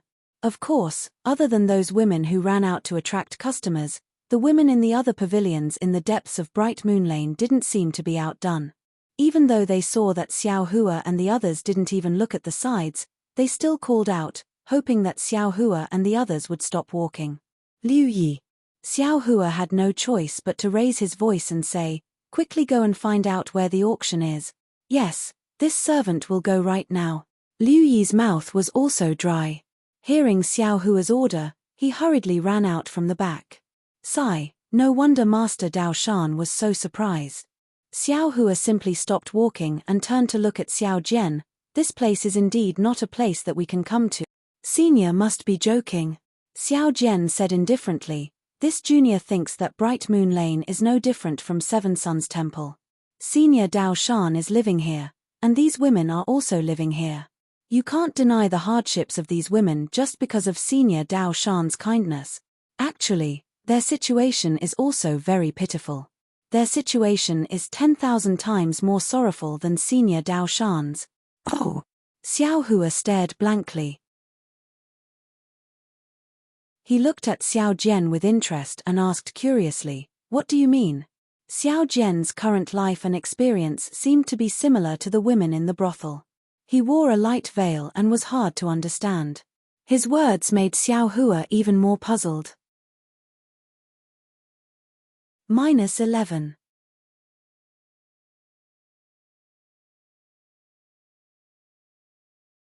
Chapter 3253. Senior Dao Shan is free. He is doing what he likes. Although he is poor, he is willing and never tired of it. It can be said that Senior Dao Shan's life is the result of his desire for benevolence. It is also a kind of cultivation for him. Xiao Jian is not afraid at all and says with great vicissitudes of life, "And these women, although they seem to be living a luxurious life, these flashy clothes are unable to cover the tears behind their back. Senior, do you think they are willing? A pair of jade arms for 1,000 people to sleep on, 2 red lips for 10,000 guests to taste. This kind of life is not something that everyone here can endure.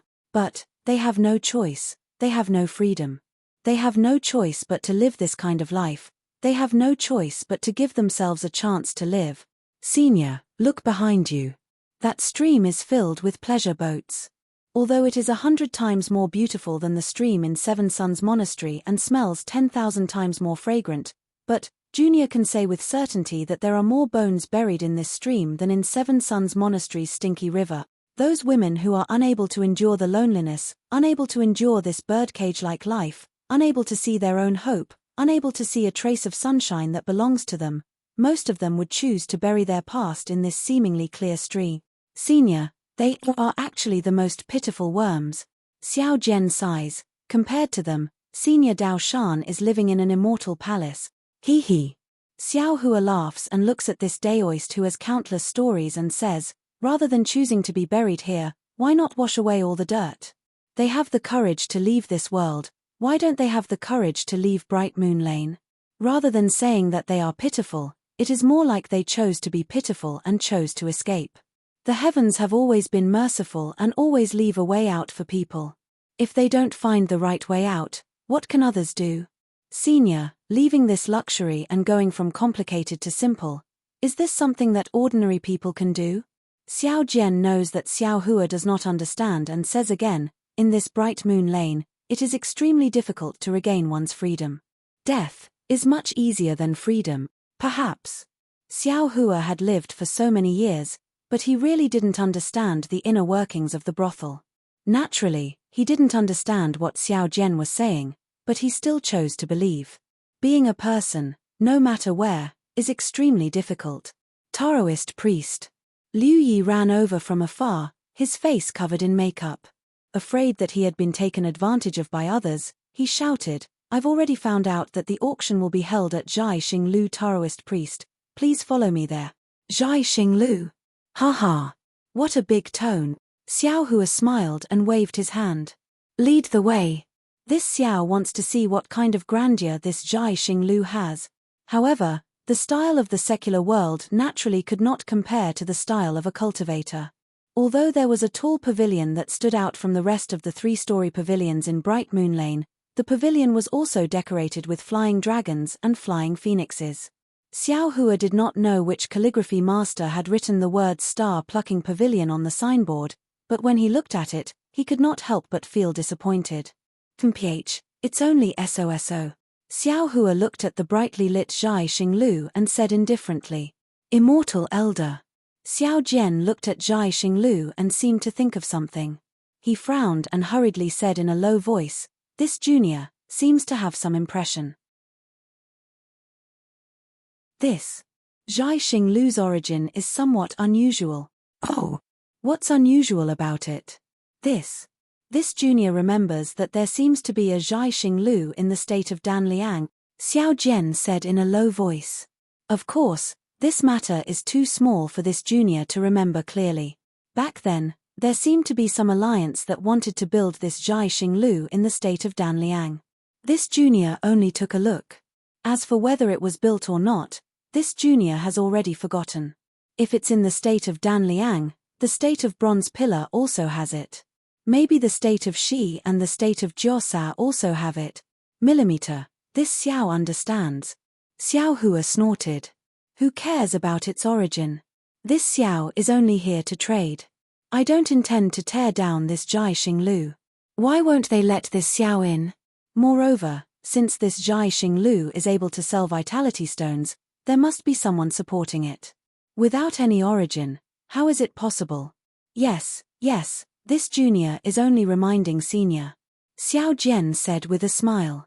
Xiao Hua raised his eyebrows and looked at Xiao Jian with a smile that didn't look like a smile. If you didn't lose those vitality stones to the escorts, any one of them could be exchanged for a lot of money here. Not only would it allow Master Dao Shan to give out porridge with peace of mind, but it would also allow the girl who you said had a tragic life with no freedom to be redeemed from the brothel. Don't you think it's a pity? Now that I think about it, it is indeed a pity. Xiao Jian didn't hide it and said in a low voice, however, those vitality stones belong to this junior. Whatever this junior does is this junior's freedom. If this junior loses the freedom to choose because of the freedom of those girls, this junior would rather not have such an opportunity. Millimeter. Xiao Hua nodded and didn't want to say anything more. There was a small empty space behind the signboard of Zhai Xinglu. At this time, there were some car doors parked there. There were also some handsome youths dressed in green who were waiting behind the balcony. Seeing Xiao Hua and the others standing at the door, they first chatted for a while before walking in.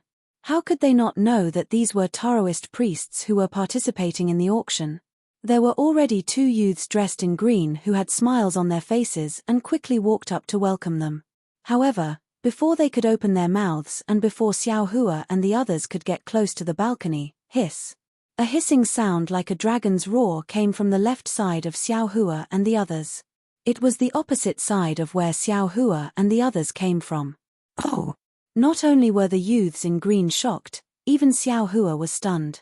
Everyone looked at the source of the dragon's roar in unison and felt even more bewildered. This copper pillar country, where did the dragon come from? In the night sky, 4 pure white heavenly horses stepped on faint white clouds as if they were descending from the sky. Their bodies flashed with white light as if they were tearing apart the night sky and flying out from the depths of the darkness. Its white mane, which was more than a foot long, swayed with the night wind like a dreamy mist. Its 4 hooves fluttered in the wind, its head proudly raised to the sky, and its galloping free and easy like a swimming dragon. It really made people wonder if this was a dream encounter. Not only that, behind the 4 heavenly horses, there was a carriage cast from gold. This carriage was also floating in the air. The carriage was 1 jong in size and there were exquisite patterns on it. Some of these patterns were flowers, some were grass, and some were birds and people. In the center of the 2 sides of the carriage, there were 2 large jade lotus flowers. These jade lotus flowers almost filled up the 2 doors of the carriage. As for the one standing on the carriage and driving the 4 heavenly horses, it was a strong man dressed in golden armor. Dragon horse. Xiao Jian, who was beside Xiao Hua, couldn't help but exclaim, This world really has such a precious horse. The golden carriage pulled by the dragon horse was extremely fast. In the blink of an eye, it rushed to the front of Zhai Xinglu and arrived in front of Xiao Hua and the others.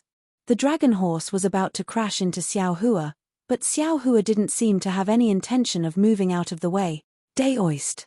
At this moment, the youths in green came to their senses and hurriedly shouted. Hiss. Another 4 dragon-like horse cries sounded at the same time. The sound shook the night sky. The 4 dragon horses stopped abruptly, just a foot away from Xiao Hua. Do you want to die? The strong man dressed in golden armor was furious. With a wave of his hand, a whip flashed and lashed towards Xiao Hua. The strong man was 1 jong tall and stood on the carriage. The whip actually made a faint whimpering sound in the air, as if it was going to cut off the air. Not good. Several youths in green panicked and cried out in their hearts. They saw the jade lotus on the carriage and already knew who was coming. But they knew that they couldn't stop this whip, so no one dared to speak. A few of the kind-hearted youths had already closed their eyes. They knew that even if it was a stone lion, it would probably be smashed into smithereens by this whip. This seemingly thin and weak young Daoist would probably be smashed into minced meat. Pah! A crisp sound, followed by a sneer. You can come down. Then, there was another woo. Sound, followed by a peng. Sound of a heavy object falling to the ground. The entire area in front of Zhai Xinglu was deathly silent. This is. The timid youth in green hastily opened his eyes. He looked with some disbelief at the strong man who was also standing on the ground in a daze. The bold youth saw clearly that in the blink of an eye, Xiao Hua, who was standing calmly in front of the dragon horse, had grabbed the whip. Then, Xiao Hua gave a casual tug and the brawny man in golden armor was immediately sent flying from the carriage. Without any resistance, he landed on the ground in front of Zhai Xinglu. How dare you? A cold voice came from the golden carriage. Hiss. The 4 dragon horses stretched out their necks and neighed at the same time. They opened their mouths and bit towards Xiao Hua like real dragons. Chimpage. Xiao Hua sneered. His figure rushed towards the center of the dragon horses like a ghost. He very cleverly landed between the 2 dragon horses in the middle. Then, he spread his arms and patted the backs of the 2 dragon horses like a great peng spreading its wings. Aoo. The 2 dragon horses let out a mournful cry. Their entire bodies fell with Xiao Hua. When their 4 hooves landed on the ground, they trembled violently, as if they were about to kneel down at any time. Damned little Daoist. Along with this cold voice, the door of the golden carriage opened. A young Confucian scholar walked out, holding a folding fan in his hand. His face was filled with shame and anger, and his eyes seemed to be full of spirit, but there was a trace of ruthlessness in them.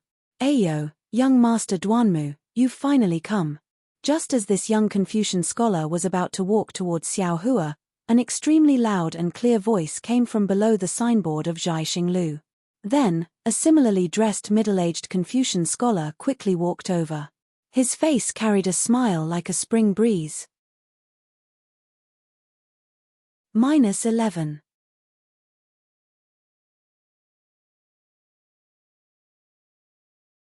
Chapter 3254.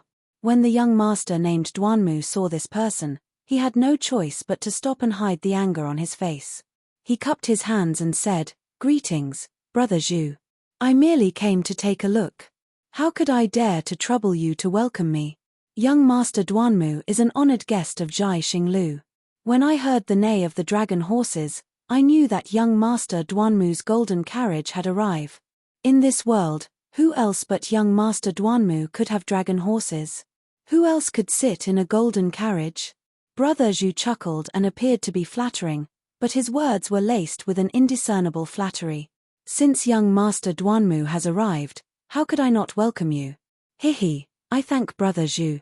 The ruthlessness in young Master Duanmu's eyes disappeared and he said with a smile, "I was originally a bit angry, but with Brother Zhu's arrival, my anger was blown away faster than the wind. I don't know where it went. Haha, many thanks, young Master Duanmu." Scholar Zhu glanced at Xiao Hua and said with a smile, "Unhappiness exists everywhere in this world. However, since everyone is a guest of Zhai Xinglu, this happiness naturally has to be extinguished. Don't you think so, fellow immortal?"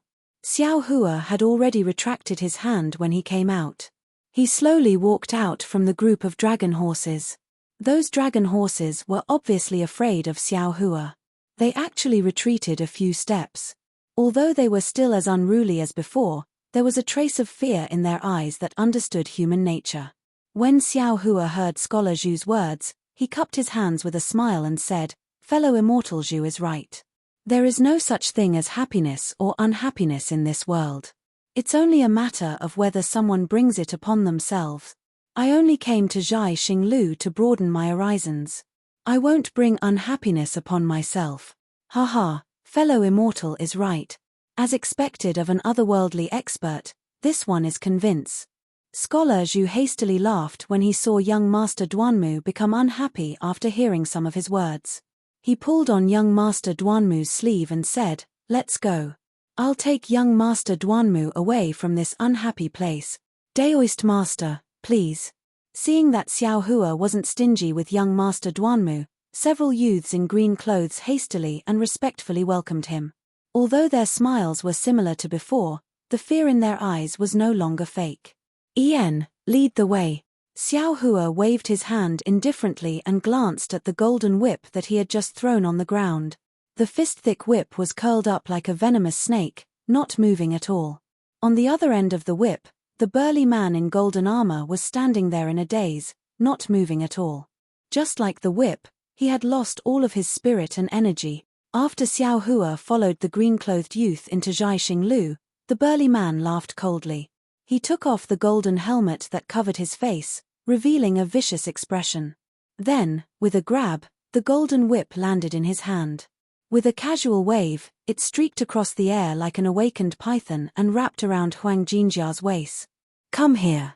The burly man beckoned to a young man in green who was waiting for him. Yes, Tilda the youth in green hurried over and bowed. "Master, please drive the carriage and follow me into Zhai Xinglu. There's no hurry.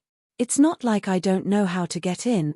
The burly man reached into his chest and took out a jade eye ring. He handed it to the young man and whispered a few words to him. His voice was so low that only the youth could hear it. Seeing the hesitation on the youth's face, the burly man said coldly, "If you don't go, I'll get someone else to go.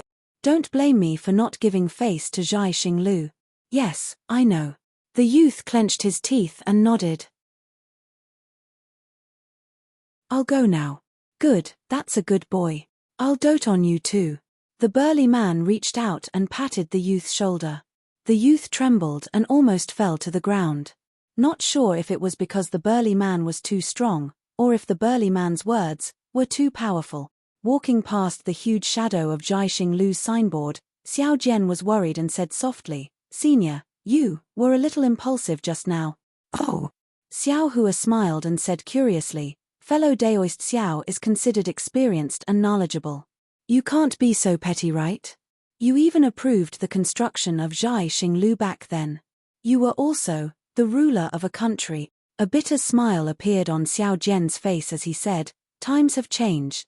I'm now a Daoist priest in dire straits. I don't dare to mention my past bravery. Moreover, this Zhai Xinglu is different from Duanmu family. I don't know about Zhai Xinglu's background, but Duanmu family's background, Senior isn't afraid. Duanmu family? Xiao Hua's eyes turned as he had a bad feeling in his heart. He said softly, "Is this family very powerful?" Senior really doesn't know. Didn't you see the 2 jade lotuses on the golden carriage? That's the symbol of Duanmu family. Only the direct descendants of Duanmu family have the right to use this symbol.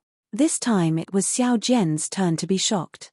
Although this Duanmu family isn't the #1 scholarly family in Hidden Immortal Continent, but it's still at the forefront of the first class. It can almost be compared to the first-class families.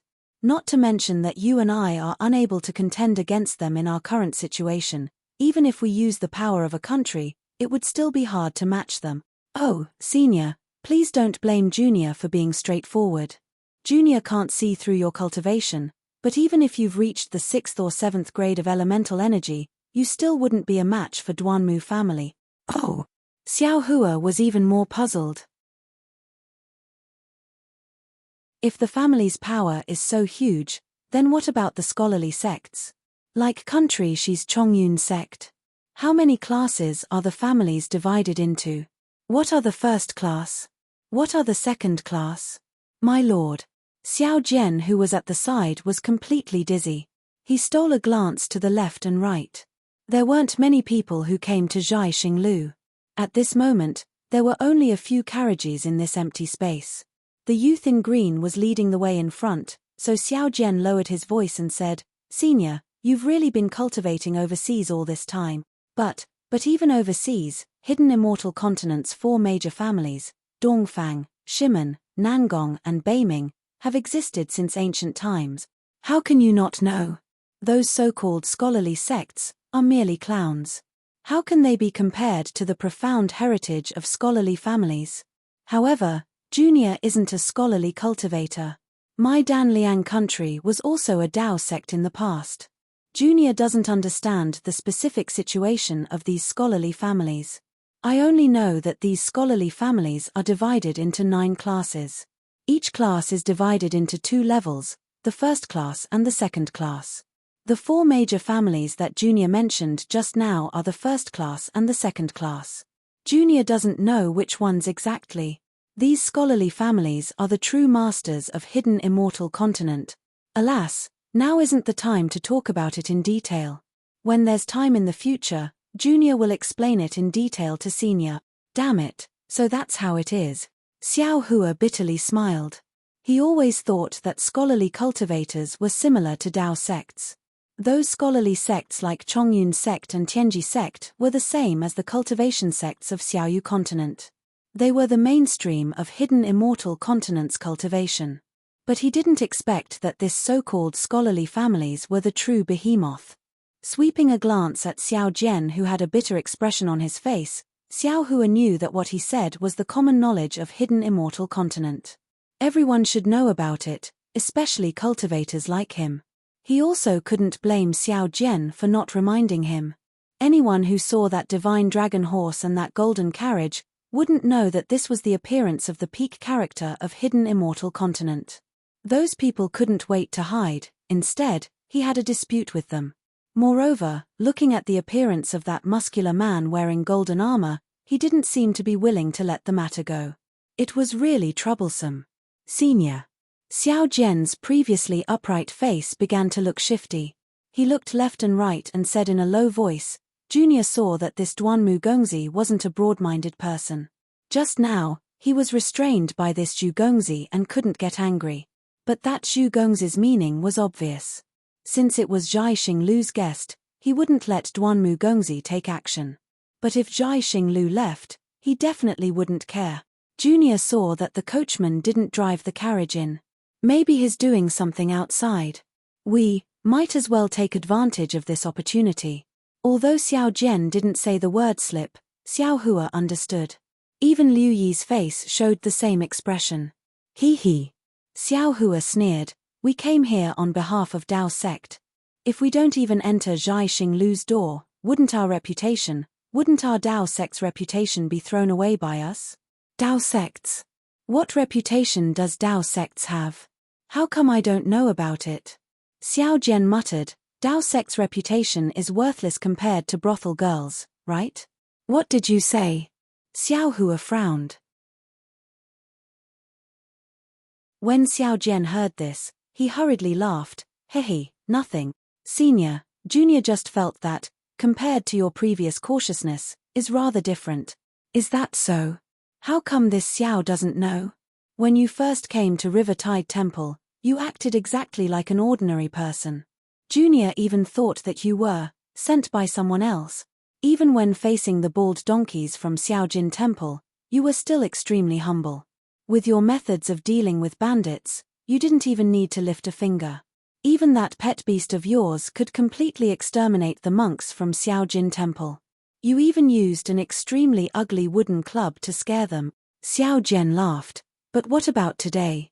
Actually, you could have avoided that carriage and even that whip. Especially, even if you took the whip and didn't let go, and didn't throw the coachman off the carriage, wouldn't that have prevented all of this from happening in the future? Also, you actually rushed into the dragon horse and subdued the dragon horse in front of everyone. This isn't Senior's usual behavior of keeping a low profile. Hiss. Xiao Hua sucked in a breath of cold air. As a bystander, Xiao Jian saw everything clearly. What Xiao Jian said was the truth. If he had retreated half a step like before, he wouldn't have retreated. As long as he had reason and evidence, he wouldn't have offended this so-called first-rate Duanmu family's young master. However, he actually dragged the coachman off the carriage. He, a Jindan cultivator, actually had to lower himself to the same level as an aura-refining brute. -11.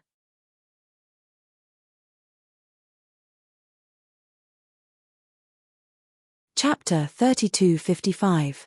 Damn it, Tilda, Xiao Hua scolded. I don't know why, but this Xiao seems to be a bit impatient. Daoist, that coachman and Duanmu Gongzi deserve to die. If the dragon horse didn't stop in time, we would have been injured if not dead. Liu Yi encouraged Xiao Hua from the side. In the marketplace, this little one has seen many hedonistic sons trampling children to death. Hehe, if Senior was as young as you, he would naturally be so impulsive.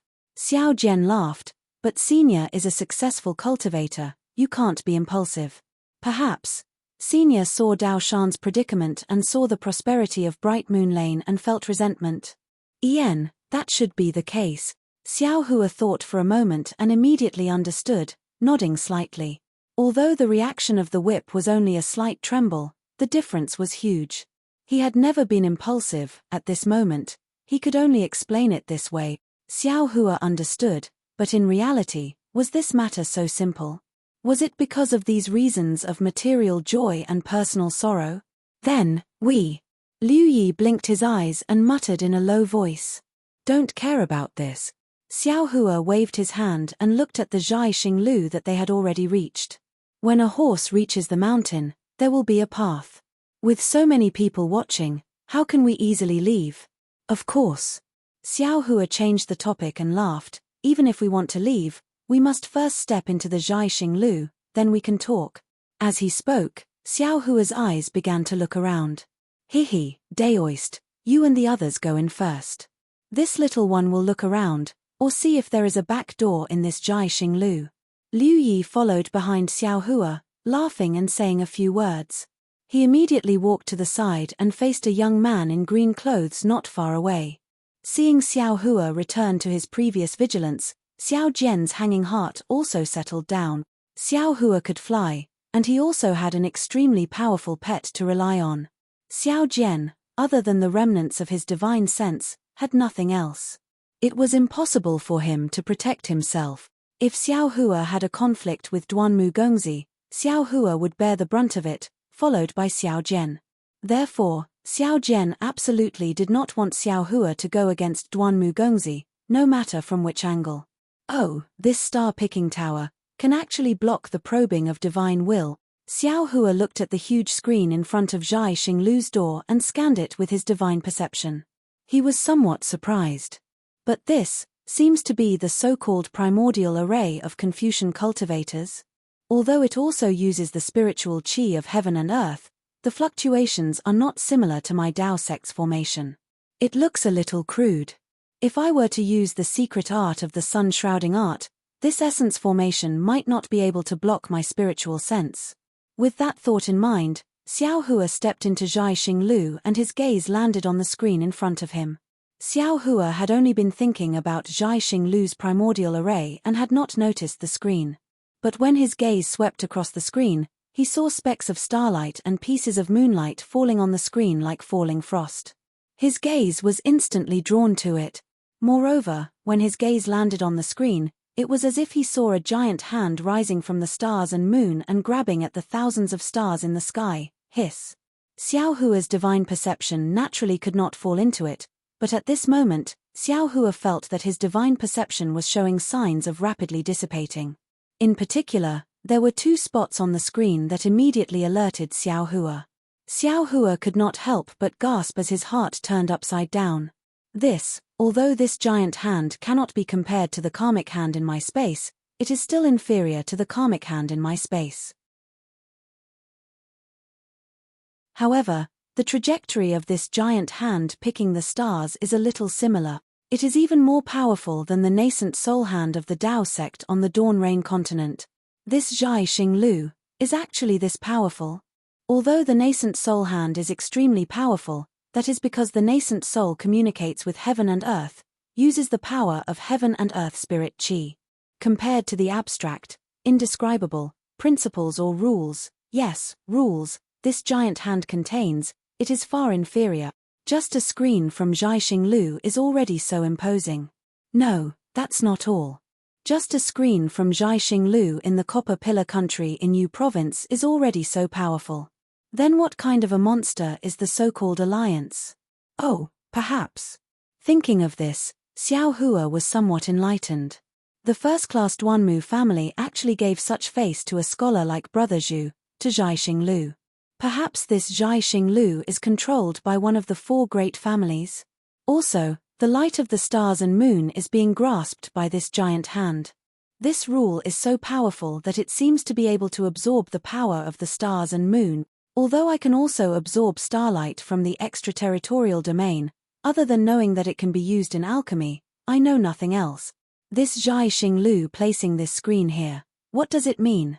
Does it mean that they have the ability to use the power of starlight? Hihi, Brother Zhu, look, this little daoist has indeed entered Zhai Xinglu. I knew it, he must be trying to use Zhai Xinglu's power to hide. Only 3 of them came in, and the little fellow is not here. He must have gone elsewhere to gather information.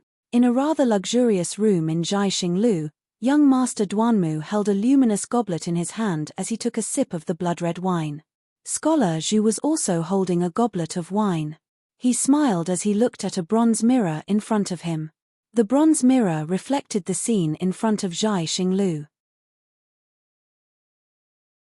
Young Master Duanmu, why are you so serious with a little fellow? Scholar Zhu chuckled.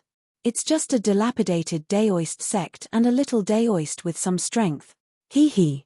Young Master Duanmu's lips curled into a cold smile. Young Master Zhu, don't underestimate this little daoist. My Duanmu family's dragon horse is actually so easy to subdue. Didn't you see Chiri and Shoyue nearly kneeling under his arms? Didn't you see Lu Guang and Shi Ying not dare to provoke him? This little daoist's body definitely has the strength of 10 dragons and 10 elephant.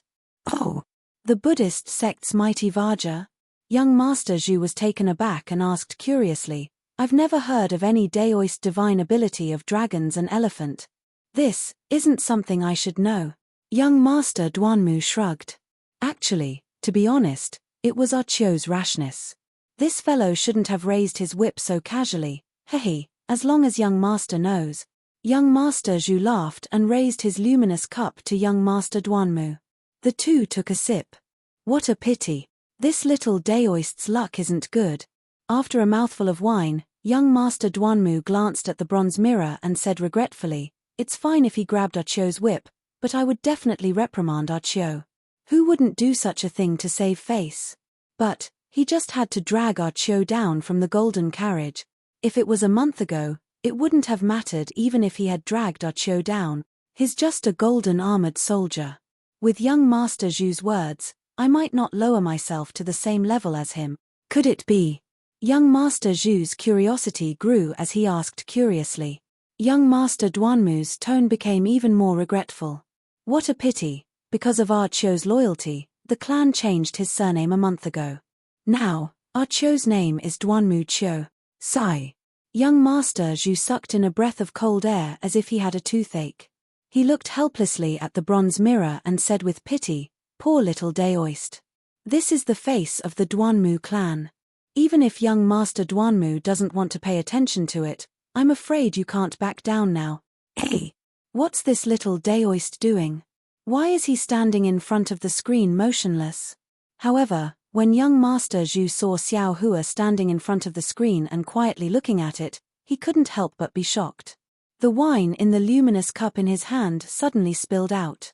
It was dark red as if blood had dripped onto the thick silk carpet on the ground. What's wrong? Young Master Duanmu was also startled. He glanced at it and smiled.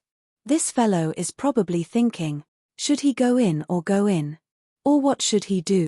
Young Master Duanmu. Unexpectedly, young Master Zhu didn't smile at all. He placed the luminous cup in his hand on the brocade table beside him and bowed solemnly. "I have a presumptuous request, but I'm not sure if I should say it. Zhu Qing." Young Master Duanmu saw this and also placed his luminous cup on the brocade table. He said lightly, "I've known you for many years and you know my character. Today, I came to Zhaixing Lu because of our friendship.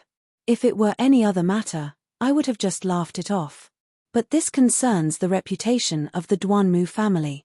I have already made myself clear just now. You just don't want young Master Zhu to speak, right?" That scholar named Zhu Qing bitterly smiled. He pointed his finger at Xiao Hua and said, "If," at this point, Zhu Qing seemed to realize something and shook his head. "Forgive me for not being able to tell young Master about this. This is Zhaixing Lu's internal affairs." Oh. Young Master Duanmu seemed to have understood something. He looked at the bronze mirror and pursed his lips resentfully. "How about this, young Master Zhu? On account of our friendship, I promise not to kill him personally. As for others, I can't guarantee it. You also know that our Chiu has a bad temper. I came here with him from afar and didn't inform anyone. I'm sure he has already informed someone. Of course, young Master Zhu, I don't want to see Zhaixing Lu strike." "Good." A smile appeared on Zhu Qing's face. "I knew that young Master Duanmu isn't the kind of dandy that people say you are. Haha, whether I'm a dandy or not. I know very well."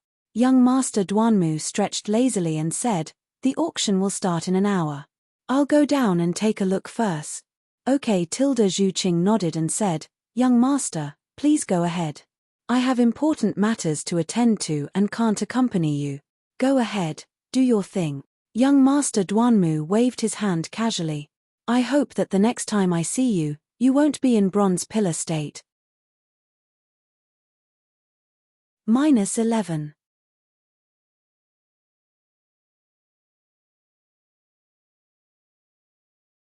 Chapter 3256. Thank you for your auspicious word. Zhu Qing smiles, but immediately warns, "That's right, today's auction is a bit strange. The items being auctioned are strange. Look carefully before you act. In particular, there are some people I can't see through who are participating in this auction. Don't join in the fun. Even I can't." Young Master Duanmu's face shows a strange expression. "That's right, you can't. Because I can't stop them from coming."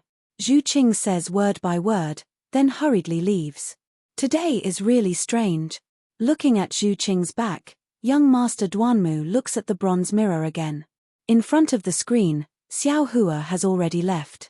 "I just came to Zhaixing Lu and met the little Daoist who dares to oppose the dragon horse. The auction hasn't even started yet. There's actually something that even young Master Duanmu can't join in on. What kind of world is this? Do they still want people to live?" Xiao Hua stands in front of the screen and watches the large hand merge the light of the moon and stars into it. The large hand then follows his divine sense and turns into two large words.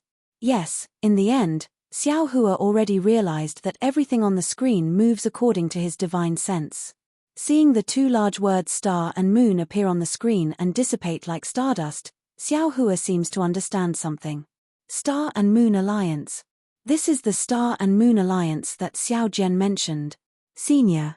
Xiao Hua's gaze has yet to move away from the screen when Xiao Jian's voice rings in his ear. Senior, have you made a decision? Do you want to leave now or wait for Brother Liu to find the back door? You keep standing here. I'm afraid it's not appropriate, right? Xiao Hua comes to his senses and looks up. Indeed, not far from him, the green-clothed youths are looking at him with a smile that isn't a smile. They think that Xiao Hua is delaying something. Daoist. It is at this moment that Liu Yi quietly sneaks over and says in a low voice, I've already found out that there's only one entrance to Zhaixing Lu. There are no exits anywhere else. In a while, when the auction is over, everyone will have to leave from here. Senior, let's go. There's no time to lose. Xiao Jian glanced behind him. There, 4 dragon horses had just pulled the golden carriage into the signboard. Under the guidance of 2 green-clothed youths, they were ready to stop in front of the door. Ian, you can go back first. Xiao Hua said with a smile, since this old man is here, I will go and take a look. After saying that, Xiao Hua flicked his sleeve and walked towards the side of the screen. All right. Xiao Jian said helplessly. Since Senior isn't leaving, then Junior won't leave either. Junior will go through thick and thin with Senior. Hihi, there's no need. Xiao Hua waved his hand, offending the Duanmu family has nothing to do with you. None of you have any cultivation, so they won't bother with you. I hope so. Xiao Jian smiled bitterly. Senior, you don't know that those playboys love to vent their anger on others. Xiao Hua's brows raised up and he said with a smile, yeah, you understand this matter best. However, since this Duanmu family is a first-rate family, how could it possibly be so superficial? What could Xiao Jian say? He felt that although Xiao Hua's strength was unfathomable, he might not be as familiar with the human heart as he was. However, he really didn't dare to leave Xiao Hua's side. He didn't dare to take the risk and be killed by that golden-armored man. That fellow was even more powerful than Yuan Ya. Hey! This place is somewhat interesting. Xiao Jian's mind was filled with thoughts. However, when he turned around the screen and saw the situation in front of him, he couldn't help but be slightly stunned. He saw that this place was about 1 mu in size. It was several times bigger than what he had seen from the outside. Within this 1 mu of space, the first thing to bear the brunt was the star atlas above his head. This star atlas flickered with various colors of light, enveloping the entire hall. Between each starlight, there was a separate grid. This starlight also separated the situation within the grid, making it impossible for the naked eye to see the situation within. What was special was that every starlight that was separated from the grid was rising up and down, like a mist. The entire space looked like it was filled with thousands of starlights, very dazzling and magnificent. Even someone like Xiao Jian was slightly dazed, not to mention Liu Yi and Yuan Ya.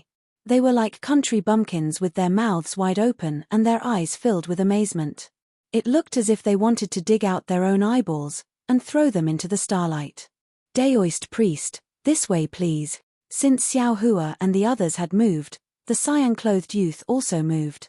He politely reminded Xiao Hua and the others, not laughing at Liu Yi and the others' loss of self-control.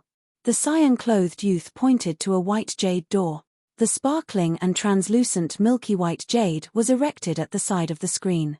When the multicolored starlight fell on it, it created ripples of light that covered the area several feet around the white jade door like water ripples. Lead the way. Although Xiao Hua had never been a monarch, he had seen places even more dazzling than this starlight on the Dawn Rain continent. He had only glanced at it once before moving his gaze away. At this moment, he waved his hand and said indifferently, Daoist priest, this white jade door is not something that I can enter. The cyan-clothed youth said apologetically. There are other disciples of Zhaixing Lu waiting on it. Xiao Hua responded. He took a few steps forward and scanned the white jade door with his divine sense. He stepped inside, actually passing through the stone. This Xiao Jian hesitated. He timidly released his pitiful divine sense, wanting to check it out. Then, he saw half of Xiao Hua's head poke out from the jade door. He said with a smile, "Just come in directly." Then, that head went back into the jade door. Xiao Jian's heart settled, and he walked in without thinking. As expected, there were no obstacles at all, nor were there any dangers. Xiao Jian only saw a flash of light in front of him, and in front of him was a passage that looked like a galaxy, appearing right under his feet. In front of him was a constellation surrounded by nebulas. Ah! Behind Xiao Jian, Yuan Ya and Liu Yi also entered. The two of them could not help but cry out in surprise. Xiao Jian snorted coldly. "Don't say that you know this old man." "Yes, master." Yuan Ya forcefully suppressed the shock in his heart and respectfully replied. "Phut." Not far away, a woman in palace attire happened to pass by. Hearing Xiao Jian and Yuan Ya's conversation, she could not help but cover her mouth and laugh. However, the woman immediately took a deep breath, placed her hands on her waist, and bowed.